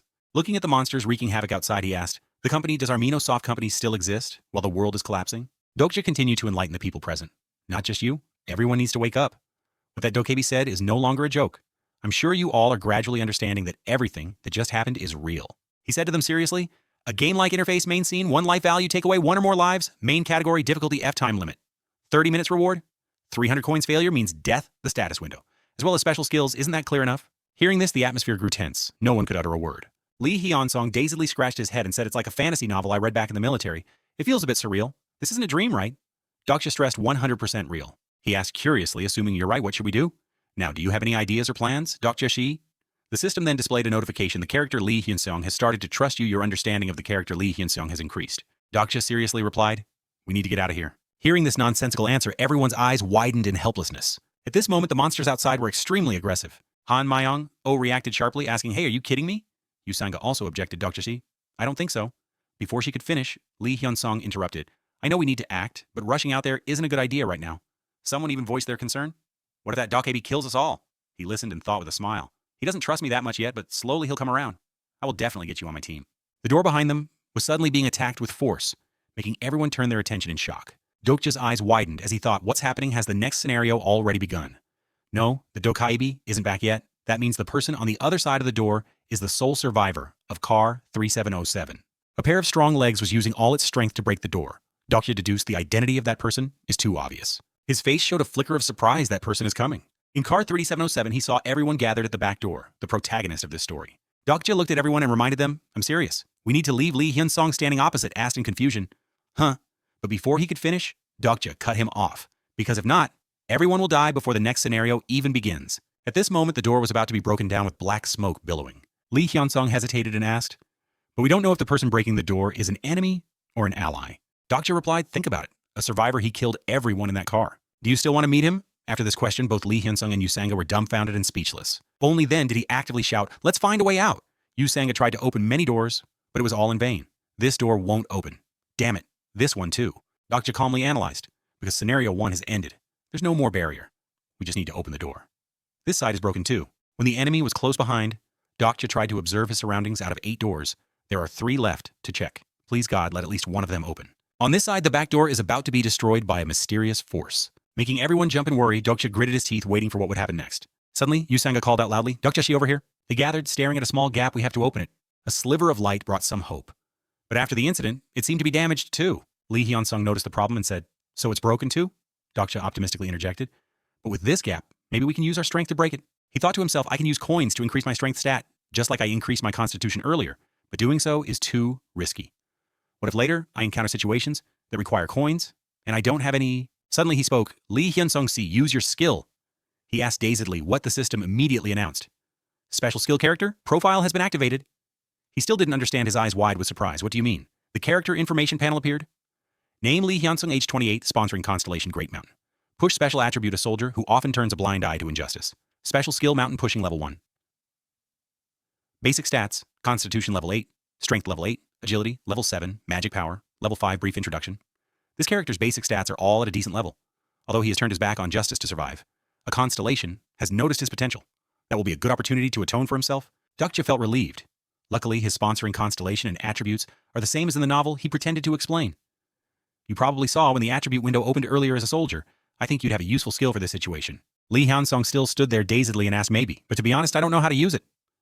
He patiently instructed, Think in your head about wanting to use that skill. He listened and was still dazed. Just that. Lee Hyun-sung quickly opened his mouth wide and shouted. As expected, it had some effect. His muscles bulged. His whole body was full of vitality, and in just a moment he had pried the gap wide open. Han Mayong-ozus, standing behind, saw this and was wide-eyed with astonishment. Lee Hyun-sung delightedly turned back to look at Dokja and exclaimed, "It worked! It's amazing!" The system immediately announced the character Lee Hyun-sung's trust in you has increased a little. Your understanding of the character Lee Hyun-sung has increased. He was also secretly happy. Mountain pushing is different. He's strong as a beast. He seems to trust me quite a bit now, huh? There's not much time left. Everyone scramble to escape run. He ran while calculating the door to car 3707. Wow, Pedro Chow 707 will soon burst open. But if my memory is correct, that's not the biggest problem right now. Just then a sinister voice echoed, "Oh my, I knew you guys would pull some stupid stunt. It was the Dokaibi." The Dokaibi was angry, its red eyes glaring in front of them. He gritted his teeth and reminded them, "Didn't I tell you earlier to stay on the trains? I haven't even finished preparing for the next scenario." Han Mayongo panicked and held his head, blaming, "I knew it. That's why I said to just stay on the train." He continued, "Whatever, what's done is done. Just consider yourselves lucky." At the same time, the system announced Scenario 2. The information screen appeared before them again, making everyone worried and rooted to the spot. The detailed content appeared. Scenario 2, Escape Subcategory Difficulty. E-completion condition, cross the broken bridge and reach Oksu Station, time limit 20 minutes. Reward 200 coins. Failure still remains a big question mark. Dokja broke out in a sweat, his expression extremely worried, just as I thought. Yusanga carefully read the information, asking in confusion, "Dokja, see, it says here, it's a broken bridge. But this bridge is normal." He ran forward with all his might. He didn't forget to urge, "Don't think about anything. Just run. Hurry up." Yusanga's discovery was not wrong. We left the train too early, so the bridge hasn't started to collapse yet. Current location to Oksu Station, but sooner or later, it will collapse. You could say we're cheating, but this is the only way to complete the scenario. Everyone quickly ran after him. He thought to himself, at this rate, it's possible. Han Myung-oh suddenly stopped. He asked in alarm, "Huh, what is that?" In front of them, a wave formed a violent whirlpool. The giant serpent rose powerfully from below. With its red eyes and massive body, it stared aggressively at Dokya's group.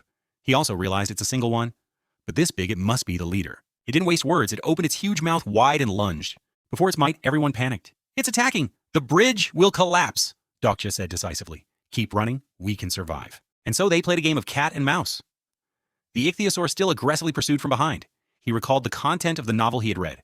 In this scenario, it doesn't attack people. Its only goal is to destroy the bridge. Only 200 meters left. At this rate, everyone will escape before the bridge collapses. The Dokaibi stood in the dark corner, laughing with amusement. If the game is too easy, what's the fun? When Dokja saw him above his head, he was startled, huh? The Dokaibi laughed gleefully. "You guys got a head start? How about I increase the difficulty a bit?" The system immediately announced the scenario's difficulty has been adjusted. The current difficulty has increased from E to D. Suddenly, a black and white energy continuously seeped into the air, following that a mechanical explanation was heard. The fallen are rising from the dead. Dark energy envelops this space. The corpses were covered by a magical force. They began to move. Yusanga looked back in alarm. "What is that, zombies?" The system coldly announced the evil-faced people have appeared. At this, the headless group trudged forward, making everyone who saw them scream in fear. "Ah, it looks so disgusting." Lee Hyun-sung called out worriedly. "Dokjashi," the mechanical voice announced again. "You have reached Oksu Station." They were surrounded by the evil-faced people on all sides with no way to escape. Suddenly, a white smoke appeared around them, making everyone raise their guard. He frowned, gritting his teeth as he called out, "Everyone get down." As soon as he finished speaking, the ichthyosaur appeared from nowhere, creating an extremely chaotic scene.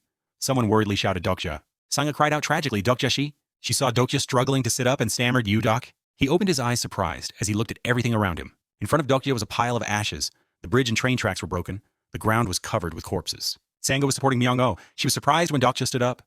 She went over, "Dokjashi." He angrily clenched his fists and thought, "The bridge is broken." Although I knew this event would happen, Han Myung-oh and Yu Sanga also being stuck here is different. Hyun-sung and Ji-yang shouted worriedly, "Dokja." He thought to himself, Lee Gil-young and Lee Hyun-sung have made it to the other side. He was struggling, what should I do now? Then the system panel appeared. An incarnation has received the blessing of a sponsoring constellation. Suddenly, a light pink rock appeared. The system panel reported reality shift activated. It has a direct effect on the current scenario. That rock suddenly moved very fast. A system appeared in front of Dokja Reality Shift even-numbered bridge. A bridge of light created by the mystical power of a constellation has appeared, but it only allows an even number of people to cross. If the number of people using the bridge is odd, it will disappear. He didn't understand reality shift. Sanga awkwardly called out to Dokja, "You Dokja-see? Why did my head suddenly?" Dokja looked up in a daze.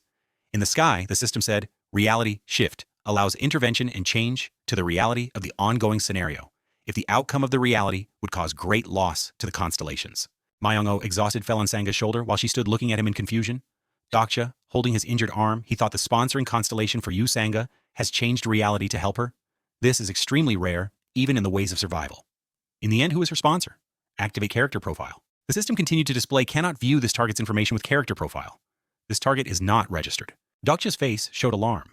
What does this mean? Could it be that the sponsor is a special constellation, or does she have a divine sense barrier skill? That's impossible. We've only just begun. Suddenly Sangha shouted, "Be careful." She cried out because someone was sneaking up to attack Dokja from behind you. He turned to dodge the attack and kicked the person. Dokja kicked him, sending him flying. He slowly got up. Dokja panted, "I forgot, now is not the time to think too much." The information panel appeared. Human level 9. Evil-faced person. Special. Evil-faced person. Controlled by dark energy. He secretly deduced these evil-faced people are no different from zombies. But if the host is a strong person, their evil-faced person version will be extremely dangerous. He looked at the name tag on his shirt. The name is Kim Namwoon. Dokja thought irritably.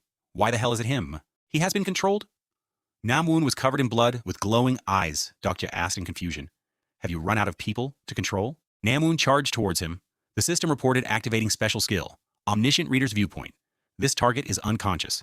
Activating Omniscient Reader's viewpoint failed. He couldn't react in time. Revealing a worried expression, Dokja thought anxiously. Damn it, it's not working. Now the only way is to cross the bridge as quickly as possible. But there are 3 people here. Someone has to sacrifice. Dokja heard a sound behind him and turned around. He saw Mayongo grabbing Sangha. He froze, looking at him while she screamed, calling for Dokja. Let me go now. He also stopped and looked at Dokja. Sangha cried out, Dokja-si. Mayongo carried her and ran while she shouted in confusion, Dokja-shi. He angrily couldn't believe his eyes. Seriously, that cheapskate Han Mayong-o. The system reported, the constellation Hermit King of the Reclusive feels you are too stupid and easily deceived. The constellation Abyssal Black Flame Dragon is impressed by your upcoming sacrifice. You have been sponsored 100 coins. Dokja looked at Sangha struggling and thought character profile. The system then said cannot view this target's information with character profile. Dokja gritted his teeth and thought he's running on one leg. The highest probability is that it's a skill one-legged flying horse. From that I deduce his sponsoring constellation is Petty Despot. He secretly pondered. He definitely doesn't have a divine sense barrier.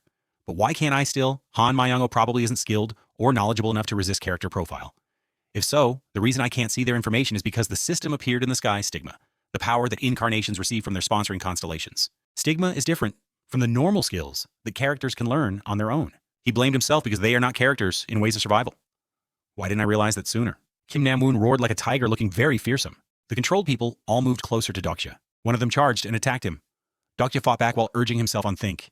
Now I can't cross the bridge on my own. Dokja panted tiredly, looking at the group. So what if I grab one of these evil-faced people and force them to cross with me? Too risky? Is there no other way? The system showed the time. He looked up and saw only 15 minutes left in the scenario. The Dokkaev appeared, resting its chin on its hand, and said in a teasing tone, Oh my, there's still a small soul stuck here.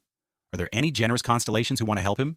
Dokja was still trying his best to fight against the controlled people. It looked and said, Not a single one. Everyone on the other side was worried about him. It said sarcastically. How sad. Dokja seemed to be exhausted. His body had reached its limit. He was pushed away by those people. Dokja took a breath. His body was covered in blood. Behind him, the sea was surging. In front of him were the controlled people. Dokja thought helplessly. Do I really have to die here? If only I had a combat skill right now. He screamed in his mind. Then things wouldn't have gotten this bad. Suddenly, a system appeared behind Dokja's special skill bookmark has been activated. He turned back in surprise. The system displayed a book he wondered bookmark. Small system panels appeared in front of Dokja. Character bookmark activated available storage slots. 3 loading bookmarked characters. The system continued to report available characters in storage. 1 delusional demon. Kim Namwoon. Understanding 25-2. Lee Hyunsung. Understanding 35-3 empty. The crazed Namwoon was advancing to attack him. Dokja used his brain and thought, in the 3,000 chapters of Ways of Survival, this skill has never appeared even once. He silently exclaimed, but somehow I know how to use it immediately. Then Dokja calmly said, activate bookmark slot 1. He imagined the scenes of Namwoon. I don't know what this is, but this power is awesome. Namwoon beat him until he was bleeding all over. Die, you bastard. He spoke with a very arrogant tone. When in Rome, do as the Romans do. This is no longer the old world. Dokja became full of power. The system verified storage slot 1 has been activated. The bookmark skill is still at a low level. Therefore, the activation time has been shortened to only 1 minute. Your understanding of the character is still low. Only a portion of the character's skills can be activated. He held the knife in his hand, tightly. Corruption level 1 has been activated. The target he aimed for was Kim Namwoon. Dokja split into 2. After looking back at how cruelly Namwoon had treated him in the past, without a moment's hesitation, Dokja slashed straight at his face. Namwoon screamed tragically. He knelt down and groaned, Don't want to die. Dokja coldly watched Namwoon fall. He looked at him with indifferent eyes while his clone was smiling with satisfaction. The system reported your understanding of the character Kim Namwoon has increased. Bookmark 1 as say Kaner Stamery Main Scoring 1 has expired. Sub-scenario escape. Subcategory difficulty. D-completion condition. Cross the broken bridge and reach Oksu station time limit, 20 minutes. Reward, 200 coins. Failure is mysterious remaining time. 10 minutes, 11 seconds. Dokja's sweat increased. He raised his knife to defend himself. The remaining people continued to advance and attack him. Dokja was tired. I'm exhausted, damn it. Suddenly he remembered, where's that other guy? He should have been here by now. In front, there was a shocking explosion. The controlled people were also attracted and turned to look. A man calmly walked over. Dokja smiled faintly, finally appeared. The bridge has been repaired by that man's power. The controlled people were distracted. Dokja pointed towards him, making them turn to look. He worriedly sweated looking at that man. He walked towards Dokja and casually killed a person, making him fall. He walked towards Dokja and casually killed a person, making him fall. His collar was neatly arranged. It was none other than Yu Jungyuk. He put one hand in his pocket. Yu Jungyuk's expression was unhappy as he slowly walked towards Dokja.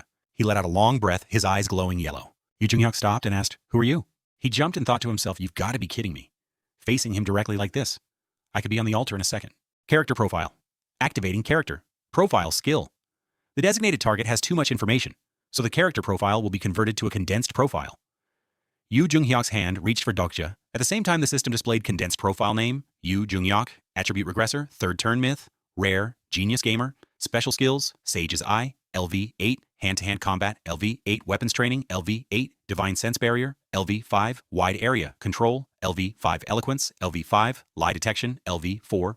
Yu Jungyuk squeezed Dokja's neck tightly. He made him suffocate and cough continuously. Yu Jungyuk threatened and shouted, "Speak, how did you survive?" He shivered and thought, there are 3 ways to survive in this world. Dokja looked up at him and deduced the one choking Mies is the one who verified the first method. He thought of it and was terrified. The regressor, Yu Jungyuk. All the tragedies that have happened and are about to happen to the world are caused by him. Hyunsung was squinting to see Dokja. He exclaimed, "I give up. I can't see anything. This barrier is blocking everything outside the station." Sanga worriedly thought, "Dokja-shi." Yu Jungyuk pushed him to the edge of the bridge, causing rocks to fall into the sea. He asked in a low voice, "Your name?" Yu Jungyuk repeated, "I'm asking for your name." He thought to himself, with this arrogant attitude, he must be the main character. Yu Jungyuk looked seriously at Dokja. Only then did he answer Kim Dokja. He commented, "A strange name?" "Yes," Dokja said calmly.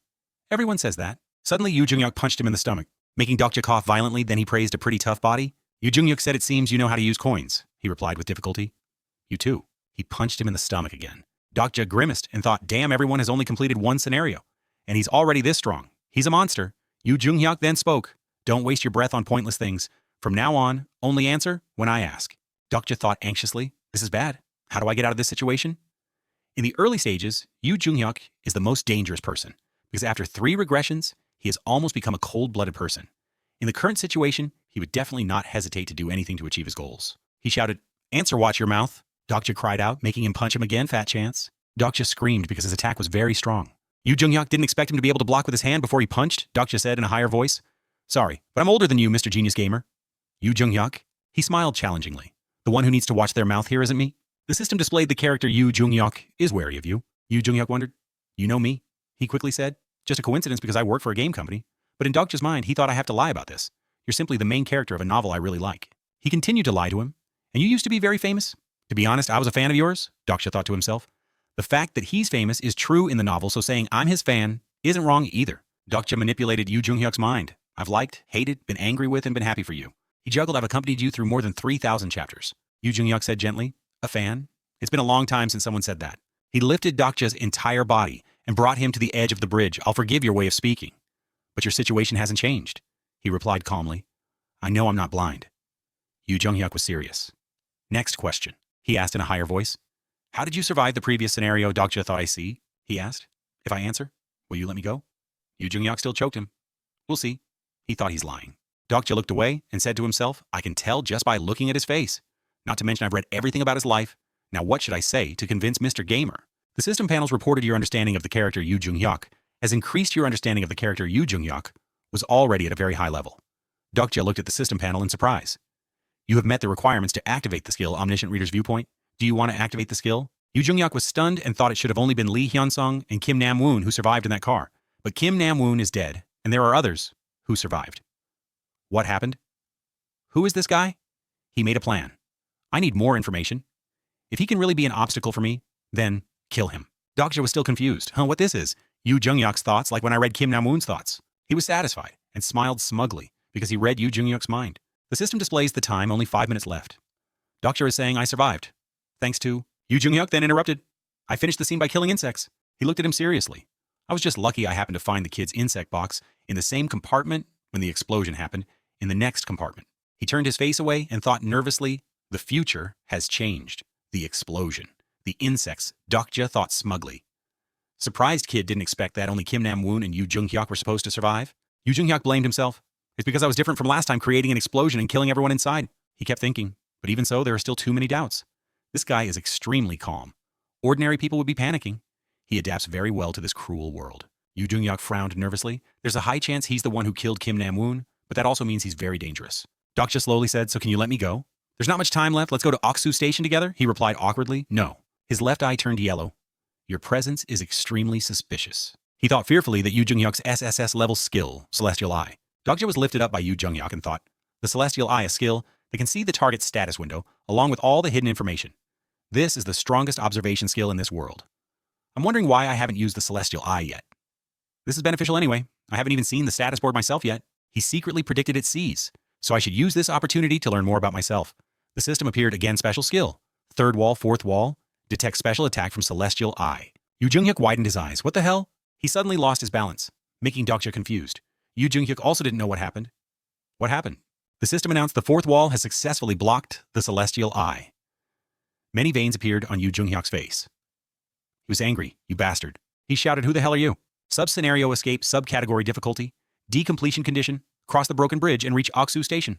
Time limit, 20 minutes, reward, 200 coins. Failure is mysterious.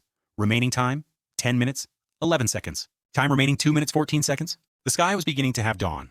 Dokja thought, who would have thought? I can even block the Sage Eye bookmarks, and now the fourth wall. Dokja flinched as he looked into Yoo Jung-hyuk's eyes. He glared at him.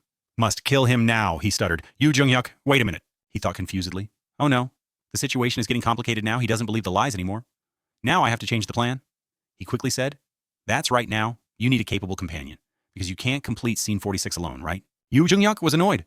How do you know that? Could you also be a regressor? He immediately replied, who I am isn't important. What's important is that I can also help you. He looked at Dokja fearsomely and thought, he's not a regressor, because if he was, it would be impossible for him to have hidden until now. So that means. He tried to stop him. Yoo Jung-hyuk, I know a future you don't. Suddenly his eyes lit up the system displayed. The character, Yoo Jung-hyuk, has activated the skill Lie Detection. Lie Detection confirming your words are true. Yoo Jung-hyuk thought in alarm. Impossible. Is there another prophet besides Anna Croft in South Korea? The system reported prophet in ways of survival. This is the only attribute that allows a character to see the future and simultaneously possess the innate ability to neutralize lie detection. In reality, there is only one person who possesses the prophet attribute in ways of survival. Yoo Jung-hyuk interrogated, can you use future sight? Dokja was awkward. Something like that he continued to ask. So you knew I would appear here, he said. Exactly. Yoo Jung-hyuk squeezed his neck tightly. Yoo Jung-hyuk, I know you have a special power, and you also have knowledge of the future, right? Dokja struggled to speak. However, the knowledge you have is not perfect. He thought a regressor is resurrected, returning to the starting point if he dies. Therefore, he has information about events that will happen, but if he uses them to change the present, then the future will also change. In other words, if the regressor doesn't repeat the exact same actions that happened in his previous life, the knowledge of the future he once knew is useless. Dokja asserted, let me accompany you. I can make up for those shortcomings. Then he said to himself, a prophet is the perfect companion Yoo Jung-hyuk needs, and I can play a similar role. He knew because he was the only reader of this story. Yoo Jung-hyuk unhappily gritted his teeth and looked at him. He squeezed Dokja's neck even tighter and thought, prophet, yes, very useful. Not just for scenario 46, but also when I fight the Zarathustra bastards. But can I trust him? Yoo Jung-hyuk tried to think a companion 50 seconds left to complete the scenario. The system reported 50 seconds left to complete the scenario. The system continued to announce 40 seconds left to complete the scenario. Suddenly, Yoo Jung-hyuk spoke, all right, then you'll come with me. He pulled Dokja's collar, making him unable to react. Then Yoo Jung-hyuk pulled him along and Dokja cried out, wait, let go. A moment later, he stopped walking. The system displayed Reality Shift, Even-Numbered Bridge. A bridge of light created by the mystical power of a constellation has appeared, but it only allows an even number of people to cross. If the number of people using the bridge is odd, it will disappear. Surrounding the two of them were the controlled zombies. Sangha worriedly exclaimed, what happened to Dokja-shi? Hyun-sung reassured. We can only wait. Yoo Jung-hyuk coldly looked in another direction. His hand still pulled on Dokja's collar, making him uncomfortable. Dokja silently endured. At least I was saved. This regressor is as stubborn as in the story. What a bastard. The system displayed. Continuous stressful thoughts have made your spirit tired. Special skill. Omniscient Reader's viewpoint has been deactivated. He thought nonchalantly. I've lost the ability to read minds. I wonder if it's a big deal. Dokja followed Yoo Jung-hyuk and thought, but for now it's okay. I was able to convince Yoo Jung-hyuk and at the same time cross the bridge. While they were walking, Yoo Jung-hyuk suddenly turned back. Surprising him, he spoke. I'll ask you one last question. He gripped Dokja's collar tightly. If you're really a prophet, then you must also know your own future, right? Suddenly, Yu Jung-hyuk lifted Dokja up, making him unable to react. He brought his body to the edge of the bridge, making Dokja worried. What the hell now? An ichthyosaur surged up from the sea. It made Dokja think I have a very bad feeling. Yu Jung-hyuk spoke Vi. Then he noticed the ichthyosaur opening its mouth towards him. He let Dokja dangle and threatened, will you let go or not? He thought irritably, this crazy bastard again. Dokja tried to console himself. I understand him better than anyone. The Yu Jung-hyuk I know would. Thinking this, he calmly spoke, surprising Yu Jung-hyuk. Before I answer, I have two things to say. Dokja tried not to be afraid while he listened intently to him speak. Dokja tried not to be afraid while he listened intently to him speak. From now on, you'd better behave properly with me. And second, I will cooperate with you only if you promise that you will cooperate with me too, Yu Jung-hyuk said in a low voice. Whatever. What is your answer? Dokja smiled a satisfied and cunning smile. Let go of me and get into the station, you arrogant bastard. Yu Jung-hyuk immediately let go of his shirt. It made Dokja fall without being able to react. He realized he was about to fall into the monster's mouth and screamed endlessly. Yu Jung-hyuk said profoundly, I believe you. Now a prophet is different indeed. Dokja's eyes widened in a daze as he looked at Yu Jung-hyuk. He couldn't believe it and had to exclaim in his mind, really? Dokja's entire body had fallen into the monster's giant mouth. He admired himself, just as the rumors say. As soon as Dokja entered its mouth, it swallowed him whole. The system displayed a notification: you have failed to complete the scenario. Dokja's body was swept away by the current. He struggled to hold his breath, lamenting in his heart. It hurts so much, but I have to try. Stay conscious. I can't pass out now. After a while, Dokja's body and the others had fallen into the ichthyosaur's stomach. He quickly surfaced from the water and breathed. Dokja gently patted his chest to cough up all the water. The water in here reached Dokja's chest. While looking for a safe place to rest, he thought, it's a miracle I managed to get into its intestines without being torn to shreds. While walking, Dokja shone his light to see the path ahead. The scene before him was extremely chaotic, with corpses lying everywhere along with other objects. Seeing this, Dokja not only didn't panic, but also exclaimed, a truly spectacular sight. Then he continued to curse, damn it. Dokja struggled to wade through the water. His destination was a concrete slab floating on the water's surface. Using his strength, Dokja successfully climbed onto the concrete slab. He muttered and cursed, Yu Jung-hyuk, that crazy punk. Is this how you treat an ally? I need to survive and get out of here to be acknowledged by him. Sao Jo An Lien Giai Thich. After that, he explained. But this isn't exactly hard to understand either. After his quick death in the first turn, Yu Jung-hyuk has never truly accepted an ally. With the title of regressor, he was even praised by everyone as a savior. That created an even greater distance between him and everyone else. He also stated that to him, humans were of two types, enemies or lower class beings. Dokja had long since realized this was a test from Yu Jung-hyuk for him. To him, humans were of two types, enemies or lower class beings. He wanted to see if I was strong enough to be an ally. But he still couldn't help but curse angrily. What a bastard. Then he closed his eyes and thought, check mailbox. As he thought the system displayed, you have failed to complete the scenario, it continuously announced processing results. 100 coins have been deducted for using the channel. The constellation Prisoner of the Golden Headband is satisfied with your excellent performance. You have been sponsored 100 coins. A constellation's comment appeared. The constellation Abyssal Black Flame Dragon agrees with your choices. You have been sponsored 100 coins. The constellation Hermit King of the Reclusive feels disappointed with your performance. Faced with these notifications, Dokja just sat and watched in silence. Outside, the ichthyosaur was moving, which caught his attention. It created a violent tremor in its stomach. Dokja immediately noticed the ichthyosaur is moving.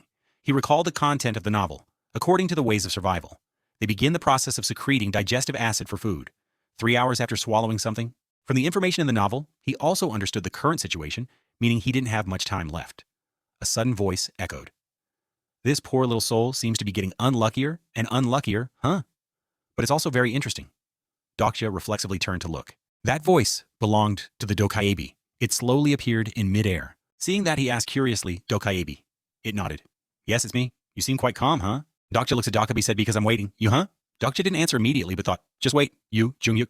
After that, Dokja set a goal for himself. This test, I won't just pass it, I will even become as strong as you. He became excited. Then you will have no other choice. Meanwhile, Yu Jung-hyuk outside was watching the ichthyosaur. Dokja continued. Besides acknowledging me as an ally, while he stood silently, the Dokaebi next to him asked, so you knew I would appear? Yu Jung-hyuk had just left as well. He spoke, yes. You came to collect my coins. The Dokaebi's body emitted light. It calmly asked Dokja, and why should I do that? He answered knowingly, that's the price to pay for not completing the scenario. The Dokaebi didn't reply, but asked Dokja back, I thought you would have to pay with your life. Thanks to his knowledge, Dokja refuted fluently. If what you say is true, then in the failure section, it should be death, not the mission board displayed. Sub-scenario. Escape, subcategory difficulty, decompletion condition, cross the broken bridge, and reach Oksu Station. Time limit, 20 minutes, reward, 200 coins, failure. He continued to analyze. That means when we fail, we can negotiate, right? The Dokaebi praised Dokja. Praiseworthy, very praiseworthy. It slowly said to him, to deduce that from just a small detail, no wonder you attract the attention of so many constellations. Just as you said, failing this sub-scenario isn't the end. You just need to cough up enough money. Dokja listened with a dejected expression. After speaking, the Dokkaebi put on a despicable face. And I demand 5 100 coins, then you can continue your journey. Hearing that, Dokja wondered 5 100 coins. He looked at the amount of CIOins on the system remaining coins 5 100G. In his heart, he was cursing wildly. Is this dog kidding me? Dokja angrily cursed. Then there's no damn money left? You might as well climb on my head and sit there? The Dokkaebi waved its hand, throwing him an absurd line. Or die. It lazily lay down in midair and challenged Dokja. So what? If you refuse, let me kill you, and then go to sleep. He wouldn't be outdone? Then, kill me. Dokja's words made it panic. He continued to challenge the Dokkaebi kill me, making it not know what to do. Without letting the Dokkaebi reply, Dokja said again, But you can't do that. Right? He thought confidently. Of course not. It needs me badly. Dokja smiled, certain of his deduction. You yourself said many constellations are interested in me, didn't you? If it intended to kill me from the start, it wouldn't have come all this way to talk. The Dokkaebi was successfully provoked by him. This arrogant human. You're a bit too smug. But before it could finish, Dokja interrupted. Low-grade Dokkaebi Bihyung. He then asked the Dokkaebi, Is the life of a streamer wonderful? Making it dazed, the Dokkaebi was extremely frustrated. How do you know my name? Who are you anyway? A normal human couldn't possibly know. Dokja didn't answer its question, but said bluntly, That's not important right now. Dokja talks with Dokkaebi. I will continue when you turn off the channel. Livestream gradually disappears, Dokkaebi said in a low voice. So, speak. At this time, Dokkaebi was no longer polite and asked Dokja, How did you know about this livestream, a person like you? Dokja told him, That doesn't matter right now. He offered a temptation, Bihyung. You want to become the Dokkaebi king, right? Hearing that the Dokkaebi was utterly stunned. You know that too. Dokja interrupted again. Listen here if you want to surpass Dokak and Gildal and become the best streamer. Defeat all the other Dokkaebi. Dokja extended his hand, calling its name, then Dokkaebi Bihyung. He said sincerely, Make a deal with me. I will make you. Dokja paused. A moment later, he continued. The Dokkaebi king. Dokja's words moved it. Dokja made an offer. Dokkaebi Bihyung, make a deal with me? He extended his hand towards it and added, I will help you become the Dokkaebi king. Hearing that, the Dokkaebi just smirked. Then it laughed loudly. That's crazy. You've really lost your mind. The Dokkaebi then mocked Dokja. I should have guessed this after you refused the sponsorship of all the constellations, right? Back to the time on the train, the system gave him a choice. Choose an entity to sponsor you. That entity will become a strong and reliable ally necessary for the following scenarios. 1. Dark Flame. Silver Dragon 2. Fake Demon Flame. King 3. Hermit, King of the Reclusive. 4. Prisoner of the Golden Headband. Dokja denied its words. That's right, during the sponsor selection event in the subway. At that time, Dokja made no choice. In his heart, he thought, I didn't do anything. Choose a sponsoring constellation, choose an entity to sponsor you. That entity will wait to become a strong, reliable ally for the H scenarios. 1. Dark Flame. Silver Dragon 2. Fake Demon Flame. King 3. Hermit, King of the Reclusive 4. Prisoner of the Golden Headband. The Dokkaebi said curiously, The reason you know about the streaming system is still a mystery. It hovered in midair and continued. But in short, I can't accept this offer. Unlike the constellations, I can't sponsor you, Dokja just calmly said. Hasty again. He slowly explained who said anything about sponsorship. The Dokkaebi was surprised, and added, I don't need your power. What I need is the channel you're broadcasting. It asked dazedly, My channel. He asked impatiently, Still don't understand. Listen carefully, is your Korean language patch broken? After speaking, Dokja emphasized again, I want to sign an exclusive contract with your channel. After he finished speaking, the Dokkaebi finally understood. Wait a minute, you're talking about a streaming contract? Dokja nodded. Exactly. Some regulations about streaming agreements, streaming contracts, which are originally contracts made between Dokkaebi and constellations. The incarnations of constellations will be required to participate in certain channels. The Dokkaebi managing that channel will receive a portion of the money earned by the incarnations in the contract when they perform scenarios. According to the contract regulations, normally incarnations do not have the right to interfere with these contracts with the Dokkaebi, even under the guise of sponsorship. Sponsorship is just a euphemism for the fact that incarnations are slaves of the sponsoring constellation. The Dokkaebi smirked. It's getting more and more humorous. The Dokkaebi's face became ferocious. It asked Dokja with amusement, A small, weak human wants to make a streaming contract with me, you who don't even have a sponsoring constellation. He still replied calmly, It's because I don't have a sponsor that this deal is valuable. The Dokkaebi wondered. What Dokja asked it back, Why do you think a constellation would watch a streaming channel? Some information about subscribers. The subscribers of the streaming system basically consist of two groups. They are divided into two sides with different interests. Left, the first group are entities seeking entertainment. They need to watch something interesting. On the other side, right? And the other group consists of those seeking incarnations they want to sponsor, whom they consider worthy. Dokja provided some knowledge to it. You need to satisfy the needs of at least one group to have a relatively large audience. Either make the scenarios interesting with a good script and engaging plot, or have talented people that make them want to invest. But the Dokaibi didn't let his words enter its ears. It asked impatiently, all right, you know a lot of things. But so what? Dokja then teased it. Do you really still not understand? At this rate, when will you increase the number of viewers to 3 digits? The Dokaibi said arrogantly. Shut up. Answer my question now.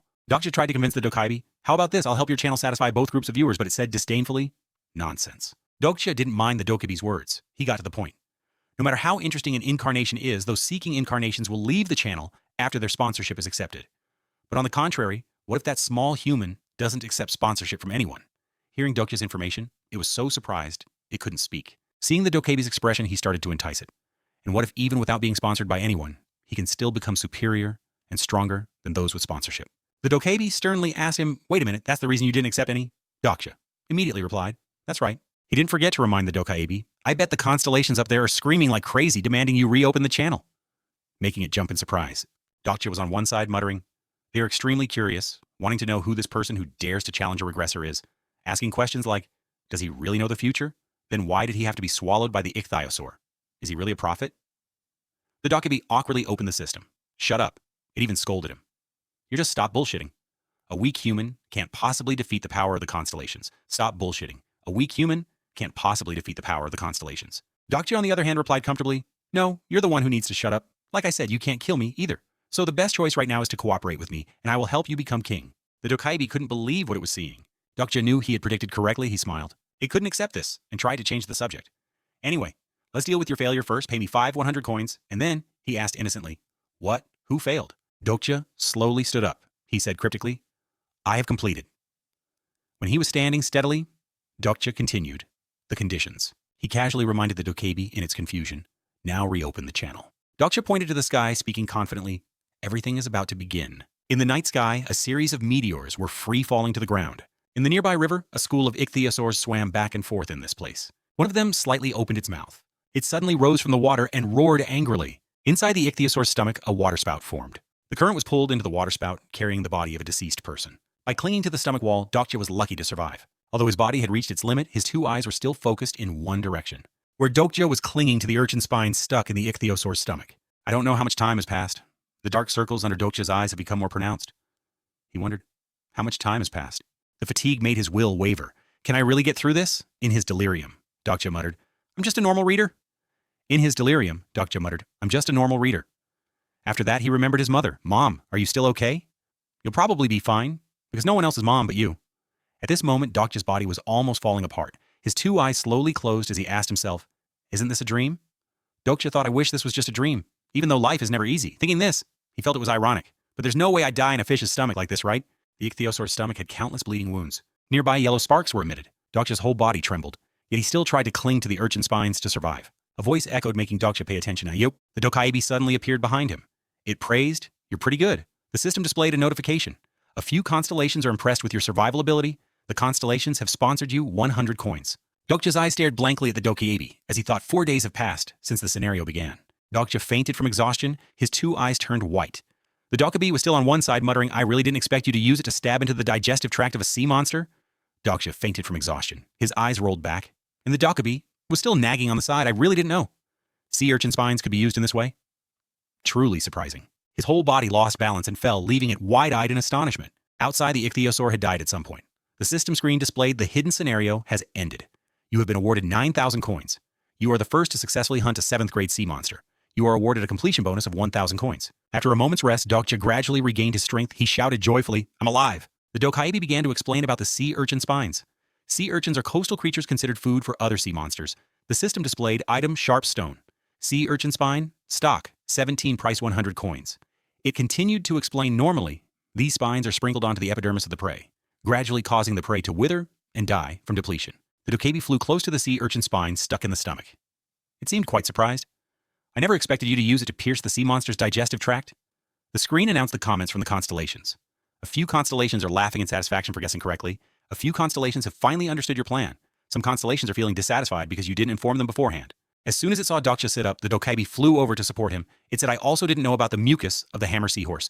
It can neutralize the effects of the ichthyosaur's digestive fluids. The system showed item hammer, seahorse mucus, stock 124, price 100 coins. Hearing the Dokaibi, Dokja immediately explained, before attacking with the sea urchin spines, I coated all the spines, my body, and my clothes with hammer seahorse mucus. He also recounted how he survived inside the ichthyosaur's stomach. The sea urchin spines pierced the digestive fluid ducts, causing the ichthyosaur to continuously secrete fluid. While Dokja was absorbing the ichthyosaur's fluid, the system announced, "You have leveled up your stamina by absorbing the ichthyosaur's power." He turned his head and said, "The rest was a mental battle." The hammer seahorses were hunted so much by the ichthyosaur that they evolved this way, which is why I used it to end things. Even so, the pain was still indescribable. The Dokaibi reminded Dokja, Hey, the explanation part is mine." But before it could finish, he interrupted. "You didn't know? And when someone explains it for you, you still try to butt in." The system announced Dokja's skill. Activating special skill. The fourth wall is helping you reduce pain. The Dokaibi angrily scolded him. This guy, it hovered in the air and asked the constellations. Anyway, let's congratulate this creature for surviving, right, constellations? But no one answered. Dokja staggered to his feet and said, "All right, open the Dokaibi bag now." He picked up the stone sea urchin spine and poked the wall in front of him. Soon the wall shattered, revealing a gleaming orb. It turned out that the orb was the ichthyosaur core. The system immediately displayed the information item you have found, ichthyosaur core. Dokja skillfully took out the orb, then gave it to the Dokaibi, requesting it to be put up for auction. "I want to sell this." "Put it on the Dokaibi auction house." The Dokaibi was speechless. This guy really, how does he even know about this? Dokja even reminded it. "The item for exchange must be a broken faith. Must be 8. The Dokaibi asked him, "Where am I supposed to dig that up from?" Dokja wanted to add a few more requests. "Also, I want to buy." But it cut him off. "Wait, hold on a moment." Then the Dokaibi put on a cute expression to flatter them. "Dear constellations, the next scenario will proceed after a short commercial break," leaving Dokja dumbfounded. The system displayed an agreement, Stream Contract 1 Incarnation, Kim Dokja Party. A will sign an exclusive contract with the Dokaibi Bihyung Party B until all scenarios end or until he dies. Incarnation Kim Dokja Party A is not allowed to choose a sponsor constellation until all scenarios end or when he dies. 3. Incarnation Kim Dokja Party A is only allowed to operate on the channel of Dokaibi Bihyung Party B. 4. Incarnation Kim Dokja Party A and Dokaibi Bihyung Party B will share the profits gained from the stream contract. The distribution ratio will be agreed upon after discussion. The Dokaibi spoke up. "I've also thought about this a lot." It crossed its arms and told Dokja. "But after this scenario, I've decided to sign a contract with you." He stared intently at the contract and asked, "I'm Party A." It replied immediately. Humans like it that way, don't they?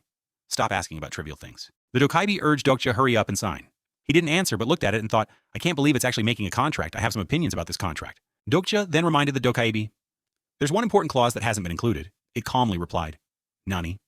The rest can just be a verbal agreement. A stream contract is a soul contract, you know?" He stared wide-eyed at the Dokaibi and said, "The ratio. It can't be this vague?" It nodded tremblingly. Right. The Dokaibi proposed to Dokja a 5-5 ratio. "Okay, in return, I won't make you pay the channel maintenance fee. For example, if we get 100 coins from sponsorship, I get 50, you get 50. For example, if we get 100 coins in sponsorship, I get 50, you get 50. Faced with its persuasion, Dokja asked a question, "Shouldn't it all be mine?" The Dokaibi hesitantly explained, "That's the basic ratio." It also added the constellations will choose their incarnations on the Dokaibi's channel. The Dokaibi continued, "All sponsorships received from other constellations will be divided according to the ratio." Fearing Dokja would go back on his word, it added another sentence. "That's how it normally is." Dokja didn't hesitate to refute its words. "I'm an incarnation without a sponsor constellation. Besides, when sponsoring an incarnation without a sponsor, the constellations have to pay a much higher fee, don't they?" This made the Dokaibi sweat nervously. Then he asked it in a threatening tone. "I'm already finding this interesting," which made the Dokaibi turn pale with fear. At this point, Dokja directly declared the ratio is 10-0. Hearing this, the Dokaibi stared at him with wide eyes. It shouted angrily, "What the hell are you talking about?" In contrast to the Dokaibi, he smiled and replied, "You get to eat the fees. That's enough. I won't pay a single cent." The Dokaibi tried to renegotiate. Then how about a 7-3 ratio? But no matter what it proposed, he still refused. 10-0. Or should I go to another channel? Gildal's channel seems quite popular these days. Seeing the Dokja was still firm, the Dokaibi made another offer, 8-2 ratio, I can't concede anymore. His answer was still the same, 10-0 ratio. It couldn't contain its anger and gritted its teeth. You, Dokja, calmly reminded the Dokaibi. "Looks like the commercial break is over." The guests are starting to get impatient, frustrated that it couldn't do anything to him. It could only scratch its head in distress, and the constellations also showed their dissatisfaction with the long commercial break. A series of comments appeared. The constellations are dissatisfied with the long commercial break. "Do we pay a fee to watch this crap?" Some constellations are complaining, "Is this the third night we've been waiting for? Cunning schemer." Then the Dokaibi reluctantly agreed to his request. "Fine, if we do that, you'll sign right." Dokja demanded more. "There's one more issue," it asked impatiently. What now?" Dokja, just waiting for this moment, held out his hand and said the contract fee must be separate, 5,000 coins. After some time, the corpse of the ichthyosaur had turned purple. At this moment, Dokja was trying to swim to shore. Just a moment later, he had reached it. Dokja sat here to rest, thinking to himself, "It's been 4 days, and I can finally breathe." Dokja also revealed his original intention. "Actually, I plan to finish the sub-scenario in just 2 days. but it ended up taking 4 days to kill that ichthyosaur. Although this pace isn't exactly slow, Dokja continued. The stream contract with the Dokaibi is also done. His face earlier was hilarious. He recalled the moment he negotiated with the Dokaibi. Hurry, give me the 5,000 coins, Dokja continued. Although the amount of coins isn't much right now, things are still going relatively smoothly. He stood up to leave, mocking himself inwardly. It's funny, normally, I couldn't even sign a mediocre contract. Yet now I've become extraordinary just because I'm the reader of a novel. I have to deal with this coat first. Just then the system notified Dokja. Special skill 4th wall is being activated. He looked at the screen and wondered curiously, what's wrong with the 4th wall? The Dokaibi asked directly. A system error. Dokja also knew about this and asked the Dokaibi. That's right, please fix it for me. It retorted. How could there be a system error? Dokja's system then displayed. The Dokaibi Bihyung is trying to interfere with your system. Dokja's skill automatically activated to protect him. The 4th wall skill has been activated. A dark thought crossed his mind. Could it be that it can even block interference from a Dokaibi? Even so, it's a good thing that no one can see my status window. As he finished speaking, Dokja stepped through a barrier. The system announced, you have entered main scenario number 2. The system reminded him, main scenario next Xianan, main scenario 2's area is severely polluted. Hold your breath and move quickly underground. Dokja was blocked by the fog. He walked with difficulty thinking, is this it? This fog quickly corroded Dokja's skin. The system announced again, poisonous fog has leaked. The black flame dragon is laughing. Dokja had prepared himself mentally. It's officially starting. Dawn broke behind the abandoned buildings, while the surroundings were shrouded in a hazy fog. A monster covered entirely in rock was using its horn as a weapon to charge forward. The mantis also hissed back at it fiercely. A fierce struggle broke out between them, sending dirt and rocks flying everywhere. Inside the convenience store, all the lights had been turned off, making it very gloomy. The young man's arm continuously swept chocolate bars into a bag. His mouth was still holding something, but his hands were still nimbly putting items into the bag. Dokja picked up 4 full bags and stood up to leave. Scenario Area 2 is severely polluted. Hold your breath and move quickly underground. This much should be enough. He silently urged himself, the item is about to expire. I have to hurry. I took too much time getting dressed. The item he was holding in his mouth was the monkey's lung hold in mouth when using capable of cleansing poison duration 20 minutes. Just then a faint voice called out, help. It came from the cashier counter, making him turn his head to look, is someone there? Dokja's eyes widened in surprise when he realized someone else was there. When he got closer, he discovered a trembling woman lying on the ground. There's still someone alive here? The girl was covered in dirt and severely affected by the poisonous gas. Help me? Dokja's steps grew faster as he crossed the road. He carried the girl on his shoulder and ran as fast as he could to find a way. The surroundings were filled with corpses and poisonous fog. Oksu Station is already destroyed, so the nearest subway station is... Very quickly, Dokja reached the place and braked sharply Gyumho Station. However, the station gate was sealed shut by an iron fence, making him curse. Damn it, the gate is closed. He immediately turned to another direction to find a different option. The opposite direction is... The girl on his back suddenly whispered very softly, the door. The direction she pointed to was a place that was still open. Exit 4. From inside the station, some people were working together to close the steel shutter. Come on, 1-2. The steel bar was very close to the line on the ground and continued to lower. Suddenly, a rod stuck out and blocked it. The person inside exclaimed in panic, what's going on, damn it? Dokja from the outside ordered them, leaving them stunned. Open the door. The others hastily refused. No way, you can't come in here, get lost. Open the door, he took the item out of his mouth to speak. Someone is injured, but they were still adamant. The number of people here is already too many. We don't need any more people. This made him even more confused. What are you guys talking about? Dokja put the item back in his mouth and wondered how strange the number of people is already too many, not accepting more. Was there a situation like this in the novel? Then he grabbed the rod he used to block the door. One swift pull lifted the shutter, making those people scream. For some unknown reason, they urged each other to turn and run inside. Quick run. As soon as he entered the station, the system informed him, you have entered a safe zone. Dokja placed the bags of food down by the door. As for him, he handed his item to the gasping girl. Hold this in your mouth. Although it can't heal you completely, you'll feel better. Looking at that face contorted in discomfort, Dokja grew more curious. He stared at her and pondered. Ways of Survival had this supporting character too. In principle, the death rate in this area should be very high. He was still thinking intently about this girl. Maybe I should read it again. This character? Suddenly, a scolding voice rang out. Over there, it's this guy, boss. The flashlight beam shone on the two of them, making Dokja look over in surprise. A pair of leather-shod feet strode forward aggressively. The boss tilted his chin. What's this? What are you guys? Dokja looked at him with exasperation as the constellations began to react. I have to introduce myself again. The prisoner of the golden headband constellation is frowning at the appearance of the uninvited guest. But he replied politely, Kim Dokja. He suddenly asked again, your name is Kim Dokja. He affirmed with certainty, that's right. The thug opened his mouth wide and said loudly, that's not what I meant. What the hell are you doing here? His underling suddenly exclaimed, that girl. The girl had started to come around by now, but was still very weak. She's the daughter of the minor group. She's the one who came back with Nohyuk, right? That. The thug looked at his underling with a frown, but then he switched to a cunning smile. So that's how it is. You're a cute little brat, aren't you? Daring to do this without my permission? Dokja's thoughts appeared. Post-apocalyptic genres often feature dangerous gangs like this. That group of people started whispering amongst themselves. Sorry, boss, Cheolsu. I should have told you earlier. As for him, he was bewildered. Cheolsu. There's this character too. So many things are appearing that are different from the details I remember in the novel. Dokja was still lost in his own thoughts, even though I've imagined the apocalypse with the rise of criminals many times. But experiencing it in reality, the trope feels old as dirt.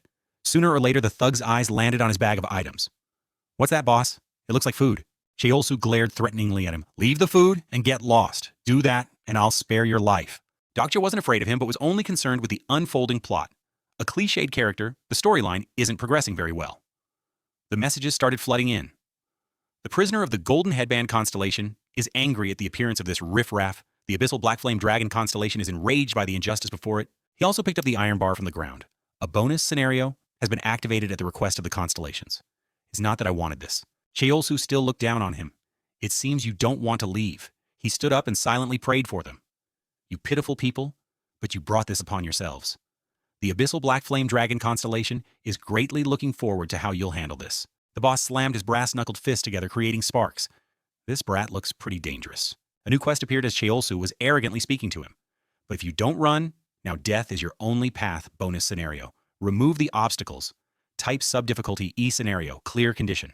The appearance of the obstacles has greatly angered the constellations. Neutralize them within the time limit. Time limit 5 minutes, reward if you fail. Then the battle broke out.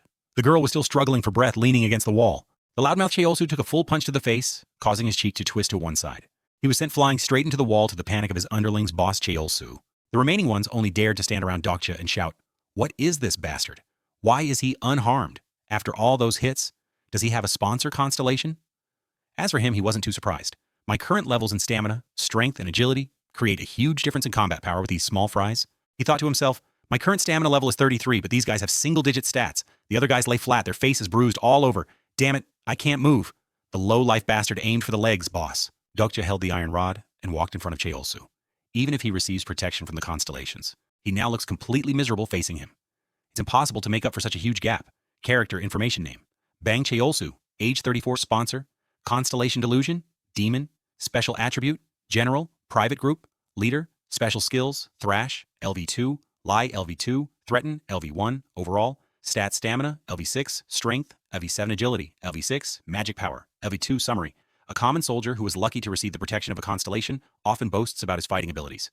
Dokja suddenly saw a rather strange line of information on the system panel. Sponsor constellation delusion demon.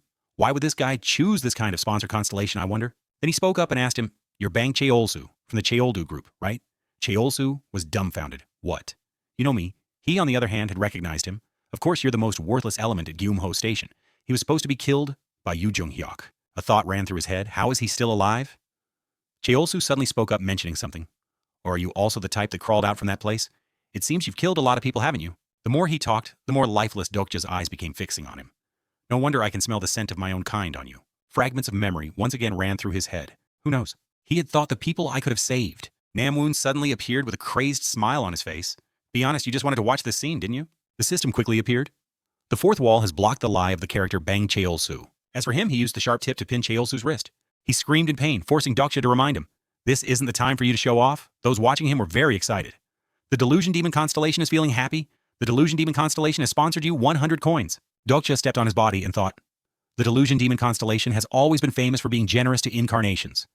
The Delusion Demon Constellation has always been famous for being generous with its incarnation. I was going to let you go quickly to lessen the pain, but it seems that's not possible. Shall we talk for a bit? The sub-scenario is about to end. You have 2 minutes left. The other guys were clutching their stomachs and turning away. He's just an idiot for the constellations to play with. Even his sponsor constellation is extremely amused when another incarnation tortures its incarnation. The Delusion Demon Constellation is feeling happy. One of them gathered all his courage and pleaded, "Stop, please. Let the boss go." The girl had been struggling with her injuries all this time, making him reflect. Humans are so weak. The chaotic scenes he had witnessed made him question, how did these weak people become so cruel? The conversation between Cheolsu and his underling replayed. So that's how it is. You're a cute little brat. Aren't you daring to do this without my permission? He came to a conclusion. They're just using the world's destruction as an excuse. Dokja grabbed Cheolsu's collar and glared at him, asking, why is it like this? His dazed eyes glanced at him wearily. Is it instinct? He couldn't take it anymore and whimpered, begging, you son of a bitch, kill me, you bastard. This world is a piece of shit. But he was still thinking hard, isn't it? Isn't this his true nature? That thug turned his face away, red blood trickling from his nose. This look a look of despair even before this world was destroyed. This world is a piece of shit. Dokja then related it to himself, cowering in a corner of a room, just like me. Then he stood up and gradually realized something. We are the same kind. He lifted one of his feet. Perhaps he wasn't wrong? You have 10 seconds before the sub-scenario ends. Then Dokja finished it in one blow. In any case, this world has already been destroyed. The system continuously reported to him, you have met the conditions to complete the sub-scenario. You have earned 300 coins. The Delusion Demon constellation is very satisfied. You have been sponsored, an additional 100 coins. Cheolsu's underlings crawled over boss. How could he be so cruel? Meanwhile, Dokja had made up his mind. I must survive in this new world. He turned back to carry the weak girl on his shoulder. Before leaving, he frankly asked the remaining guys, show me the way to the places where there are groups. The map of the gangs in this area is listed in great detail. Between two large dots, the name of an important base was printed in bold on the red line, Gyumho. The buildings in that area were also desolate and covered in poisonous gas. The people taking shelter there looked towards the entrance in surprise. Just then, the other gang arrived with Dokja, making the atmosphere more chaotic. It's the Cheoldu group. Someone's injured? Please help me. As he was putting the girl down, someone recognized him and called out, Dokja Shi. Among the crowd was the figure of a familiar girl. Sangha was so moved that she exclaimed, oh my god, Dokja Shi. Gilyoung quickly rushed towards him. The old team members also came forward with looks of joy. Dokja Si, you're still safe. What a relief. What a great relief is the kid, okay? Dokja Si. Hyunsung placed a hand on his shoulder and apologized to him. First, I'm truly sorry. Back then we left you behind. It's okay. He cheerfully forgave them. I can't blame any of you. Dokja gave Gilyoung some candy as they were sighing in relief. Thank goodness. What Yu Jung-hyuk said was right. He looked up in surprise. Yu Jung-hyuk? She then explained more clearly. Yu Jung-hyuk Shi said that Dokja Shi was still alive. A short conversation took place. Where's this person named Yu Jung-hyuk now? Sangha replied awkwardly. He's not here anymore. Jung-hyuk's lonely back had long since disappeared into the indifferent night. He left this station yesterday. Dokja now understood more. So that's how it is. I understand now. The reason the Cheoldu guy is still alive and wasn't killed by Yu Jung-hyuk is because Yu Jung-hyuk was in a hurry to leave Gyumho Station. The thugs from earlier were still struggling with each other. The survivors, boss, are you okay? Meanwhile, he had already foreseen their fate. In regression. 3. They became monsters fighting over food. Dokja muttered to himself. As for Yu Jung-hyuk to achieve his goal, he left without looking back, but it seems he handled the basic problem before leaving. What? Anyway, he was in a hurry. I'm just talking to myself, it's a habit. A constellation immediately reacted. The secretive plotter constellation likes your soliloquies. Then he asked a question. It seems like someone is still missing here. Sangha hesitantly answered him, the department head. Just then, the person he had just asked about shouted loudly. Everyone move aside. Countless hurried footsteps rushed over their hands, all held crude weapons like water pipes and wooden sticks. Dokja's group was surrounded and isolated into an area by them. He glanced over at the new thugs. His gaze caught Myung-oh trembling. How did you? A memory from a few days ago when he was panicking and carrying Sangha away, replayed. Then for some unknown reason, he kept insisting we have to chase him out. That evil, inhuman person, we can't let him stay here. When things were getting very awkward, a slender hand was placed on Myung-oh's shoulder. Sir, we should be polite. We are all survivors together. Why do we need to do this? That young man gave a friendly smile. Nice to meet you. You're a newcomer, right? May I ask your name? He smiled and introduced himself. I am Cheon Inho. He still had the bags of food hanging from his hand and shook hands with him. I've heard this name somewhere before. I am Kim Dokja. This guy has a sponsor constellation. He must be the leader here. He carefully gripped the iron rod. It seems the Cheoldu group is also under his command. They probably won't leave me alone. Just then, Cheon Inho continued.